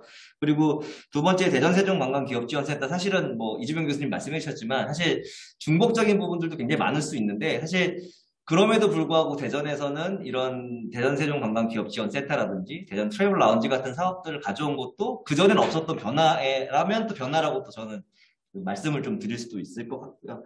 세 번째는 아까 말씀드렸던 메가시티 관련된 부분에서 사실은 단순히 대전세종에 대한 부분만 가져갈 건 아니다라는 생각에서 기획을 하게 됐는데, 사실 아까 이제 김은우 교수님 소개시켜 주셨지만 많은 분들 중에 이렇게 한 분이 이렇게 질문을 해주셨다는데 이제 저희 기자님이시거든요. 양혜일 기자님이 해주셨는데 제가 이제 사실 이걸 기획을 하고 이전부터 생각했던 게 뭐냐면 과연 대전이 관광이라는 거를 미래 먹거리나 지속 가능한 부분으로 생각을 할 거면 사실은 전사적인 목표를 갖고 덤비지 않으면 사실은 어려운 부분이죠, 사실은. 그래서 누가 농담으로 그런 얘기를 하시더라고요. 이게 전사적이라는 말을 다르게 해석을 하면은 누군가가 미친 짓을 한번 해가지고 깜빵에 가야 된다, 이런 얘기까지 과격하게 하시더라고요. 그래야지만이 천지개벽된다. 근데 대전에서 사실 그런 문화가 생기지는 않는다라고 생각을 하거든요. 그러니까 여러 의미가 있겠지만은. 근데 그러면서도 과연 대전이 미래 먹거리나 지속 가능성의 키워드나 핵심으로 관광을 생각할 거면 사실 지금에 대한 주제들은 굉장히 한 번씩은 다시 한번 생각을 해볼 필요는 있다라는 생각이 좀 들고요. 그리고 또 긍정적으로 생각하면은 또 그렇습니다. 사실 저희가 93년도에 대전의 엑스포가, 사실 저는 개인적으로 대전의 관광이 그때 굉장히 많은 거를 많이 누렸고, 지금 그러니까 저는 사실 개인적으로 총량의 법칙이라는 얘기를 많이 쓰는데 그때 100을 다 가져갔다라는 생각이 좀 들더라고요. 그 후에는 사실 변화들을 하려고 했지만 많이 성과를 보여준 건 사실 없거든요. 그래서 이게 또 긍정적으로 보면은 오히려 저희가 뭐 사람들이 노잼 도시 불모지라고 얘기하지만 저희는 반대로 얘기하면 올라갈 수 있는 군형이 있다는 걸 쉽게 얘기하면. 그래서 저는 개인적으로 지금 이런 것들에 대한 고민들이 조금 더 저희도 마찬가지, 그다음에 민간도 마찬가지, 그다음에 실국에서도 사실은 이런 고민들을 한번 같이 해보면서 조금씩 변화를 준다면 크게 뭔가 우리가 관광 도시가 될 수는 없지언정 그래도 관광이라는 거를 가지고 뭐라도 변화를 줄 수 있는 도시는 될 수 있지 않을까, 조심스럽게 생각을 하면서 이번 세션을 제가 구성을 하게 됐습니다. 아무튼 발표나 토론이나 이런 것들 많이 이제 지원해 주신 분들께 다시 한번 감사의 말씀드리고요. 나머지 말씀은 또 자장님께 넘기도록 하겠습니다. 감사합니다.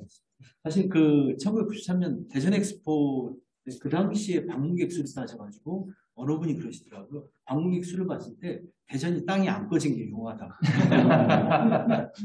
좀 풍량으로 따지면 그럴 수도 있는 것 같아요.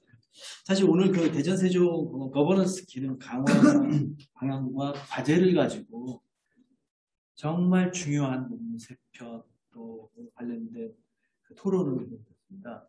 아마도 오늘의 이 주제를 통해서 진행된 오늘 모임은 대전 세종을 넘어서 대한민국의 관광에 꽃을 피우는 하나의 모멘텀이 되지 않을까.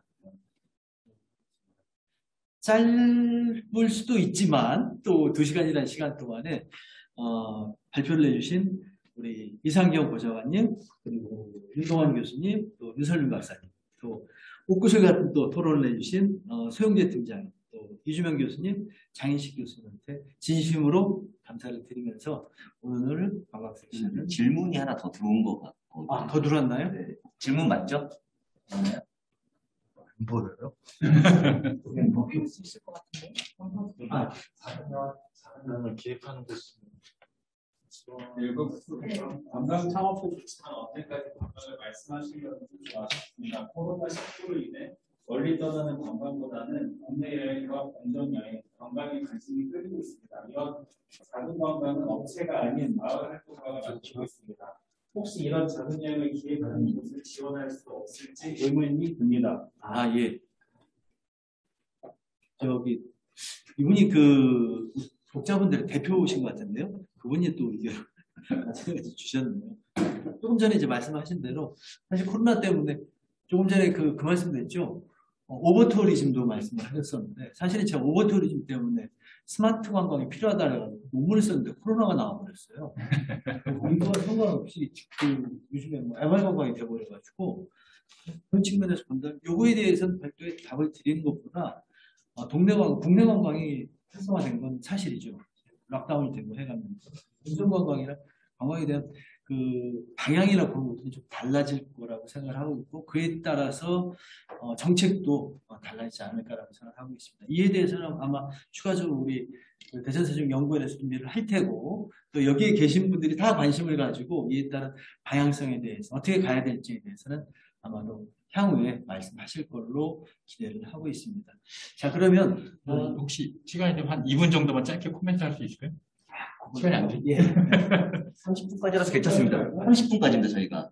네, 시간 일찍 끝나는 걸 딱 가려고 했어요.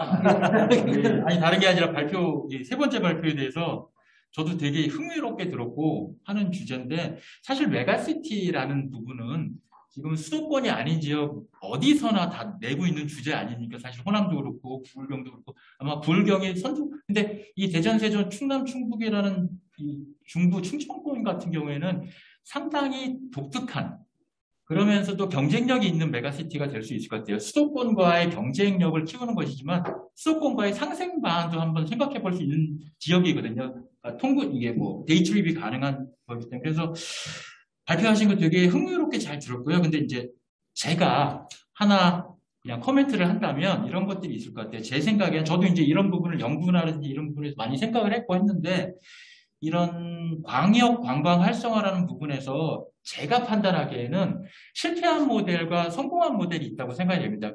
제가 보기에 전 세계의 많은 곳들이 시도한 부분은 지리적인 광역 관광이에요. 많이 시도를 하고 하는데 예를 들면 제가 페루 마추픽추를 갔습니다. 마추픽추에 근처에 한 7개 되는 관광지 하나 묶어서 패키지로 팔고 예를 들면 일본의 하코네 온천 근처도 뭐 하고 많은 데서 이렇게 하죠. 근데 이런 부분은 사실 어떻게 보면 중심 관광지 외에는 별로 성공을 하지 못하는 결과들이 많습니다. 그래서 제가 보기에는 저는 제 세부 전공이 이벤트 투어링입니다. 이벤트를 통해서 관광을 유입하는 그런 건데 비슷한 예의 하나로 그 필름 인듀스 투어리즘이라는 게 영화 관광 예를 들면 어떤 주제가 있어야지 이런 광역 관광은 활성화가 되고 성공하는 사례가 되는 것인데 첫 번째로 영국의 007 촬영 장소를 가서 돌아가는 그런 게 있습니다. 그리고 예를 들면 뉴질랜드 같은 경우에는 뭐죠? 로드 오브 더 링인데 반지이죠. 네, 그런 게 있고 미국 같은 경우에는 그랜드 캐년 옆에 브라이스 캐년, 자이언트 캐년 이런 좀 소규모 캐년들이 있거든요. 이 사람들이 마케팅을 하는 게 뭐냐면 그랜드 캐년 다음에 와야 할 것 비교해봐라. 이런 식으로 띠을 잡아서 같이 하거든요. 그래서 제가 보기에 이 충청권에서 과연 이런 띠을 잡아서 한다. 아까 유교도 좋은 예인 것 같아요. 근데 유교가 MZ 세대라는 젊은 세대에 어떻게 어필을 할지는 이제 다음에 두고 제 생각에는 예를 들면 충청도 전역에 있는 천주교 순교 성지 같은 것들이 있습니다. 예를 들면 뭐 해미, 솔매 아니면 충청북도의 베티베론 뭐 이렇게 있고 그런 것들을 순례 벨트를 한다든지 아니면 지리산처럼 속리산, 뭐 월악산 이렇게 할 수 있고 그러니까 어떤 띠을 개발하느냐 그래서 그걸로 인한 스토리텔링을 하느냐가 이 광역관광 활성화의 가장 큰 제 생각에는 엣지가 될 수 있지 않을까 그런 생각을 하거든요. 그래서 뭐 나중에 혹시 연구원님과 기회가 되면 그런 얘기도 한번 해보면 좋겠습니다.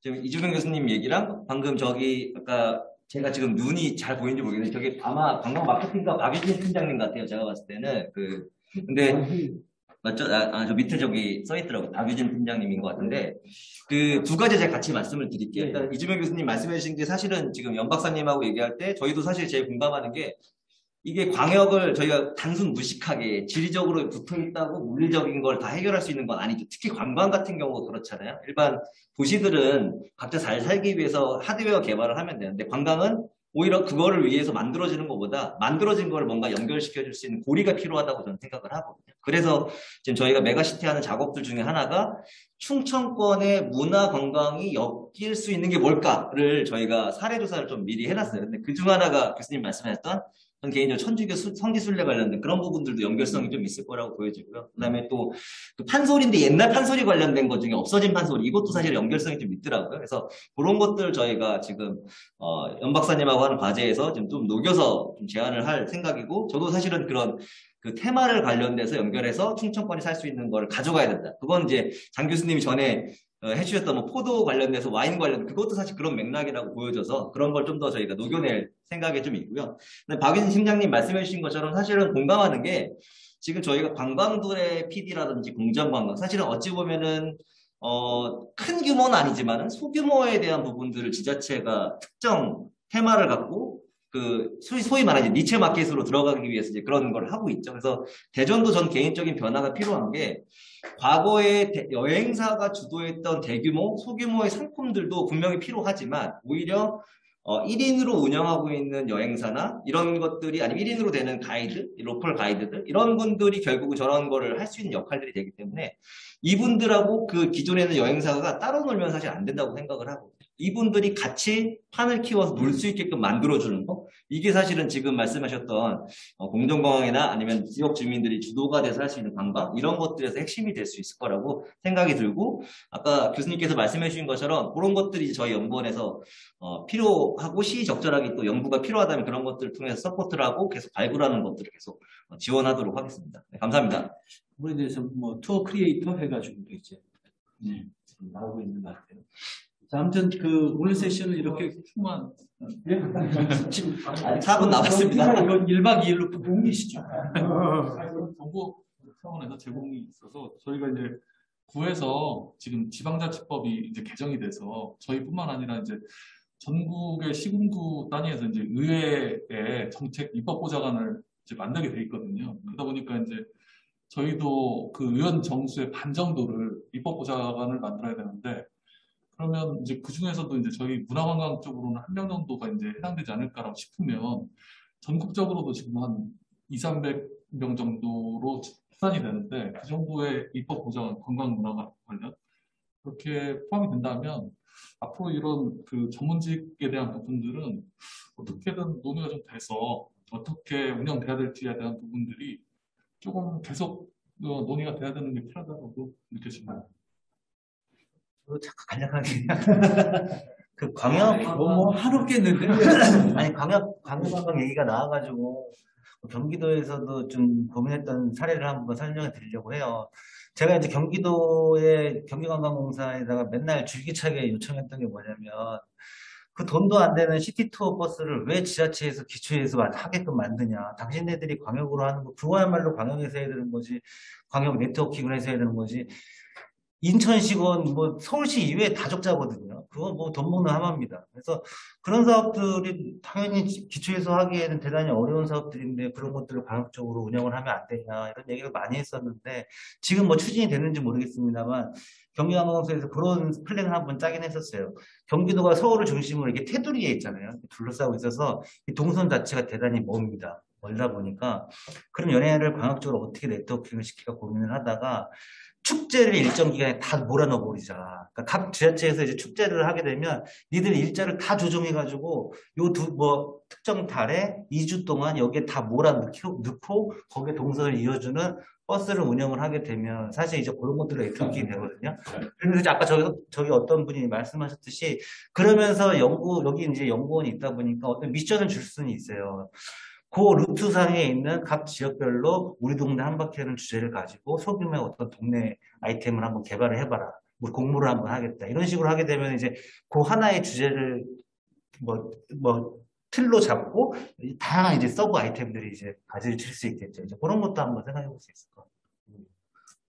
자, 알겠습니다. 아까 뭐 거의 그 마무리 다 했기 때문에 오늘 세션을 위해 가지고 처음부터 끝까지 준비를 다 해주신 우리 여민섭 팀장님께서 클로징 멘트 하시고 마무리 짓는 걸로 그렇게 하도록 하겠습니다.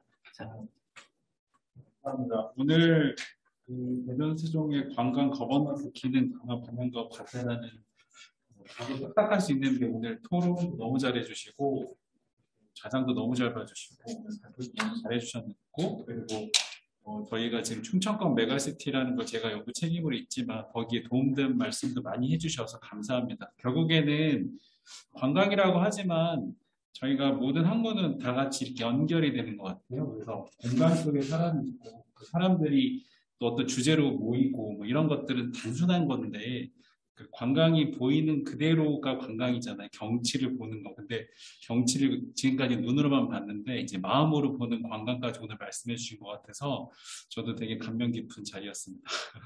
멘트 이 정도로 하고요. 오늘 이렇게 온라인으로 참석해 주신 여러분들 너무 감사드리고 오늘 다 의견 이거 끝난 뒤에도 남겨주시면 저희가 기록하도록 하겠습니다. 그리고 저희 정책 엑스포는 2015년부터 대전 세종연구원이 야심차게 준비해서 지금까지 한 7년 동안 해오고 있는데 이렇게 정책을 정말 시민들이 알기 쉽게 논하는 자리라고 보시면 돼요. 그래서 오늘이 첫날이고 내일하고 모레까지 있습니다. 그래서 많은 관심 가져주시고 오늘은 특별히 관광 거버넌스에 대해서 초점을 맞춰서 이렇게 세미나를 진행했는데요. 오늘 나온 내용도 잘 유념해서 다음 엑스포 혹은 또 다음 저희 과제에도 잘 반영해서 대전 세종의 그 관광뿐만 아니라 전체적인 정책이 잘 만들어질 수 있도록 노력하겠습니다. 오늘 참석해주신 그 발표자분들, 토론자분들, 그리고 좌장분, 그리고 오늘 여기 다 스태프분들 너무 감사드리면서 오늘 9월 15일 정책 엑스포를 이상으로 마무리하도록 하겠습니다. 네, 감사합니다. 큰 박수 부탁드립니다.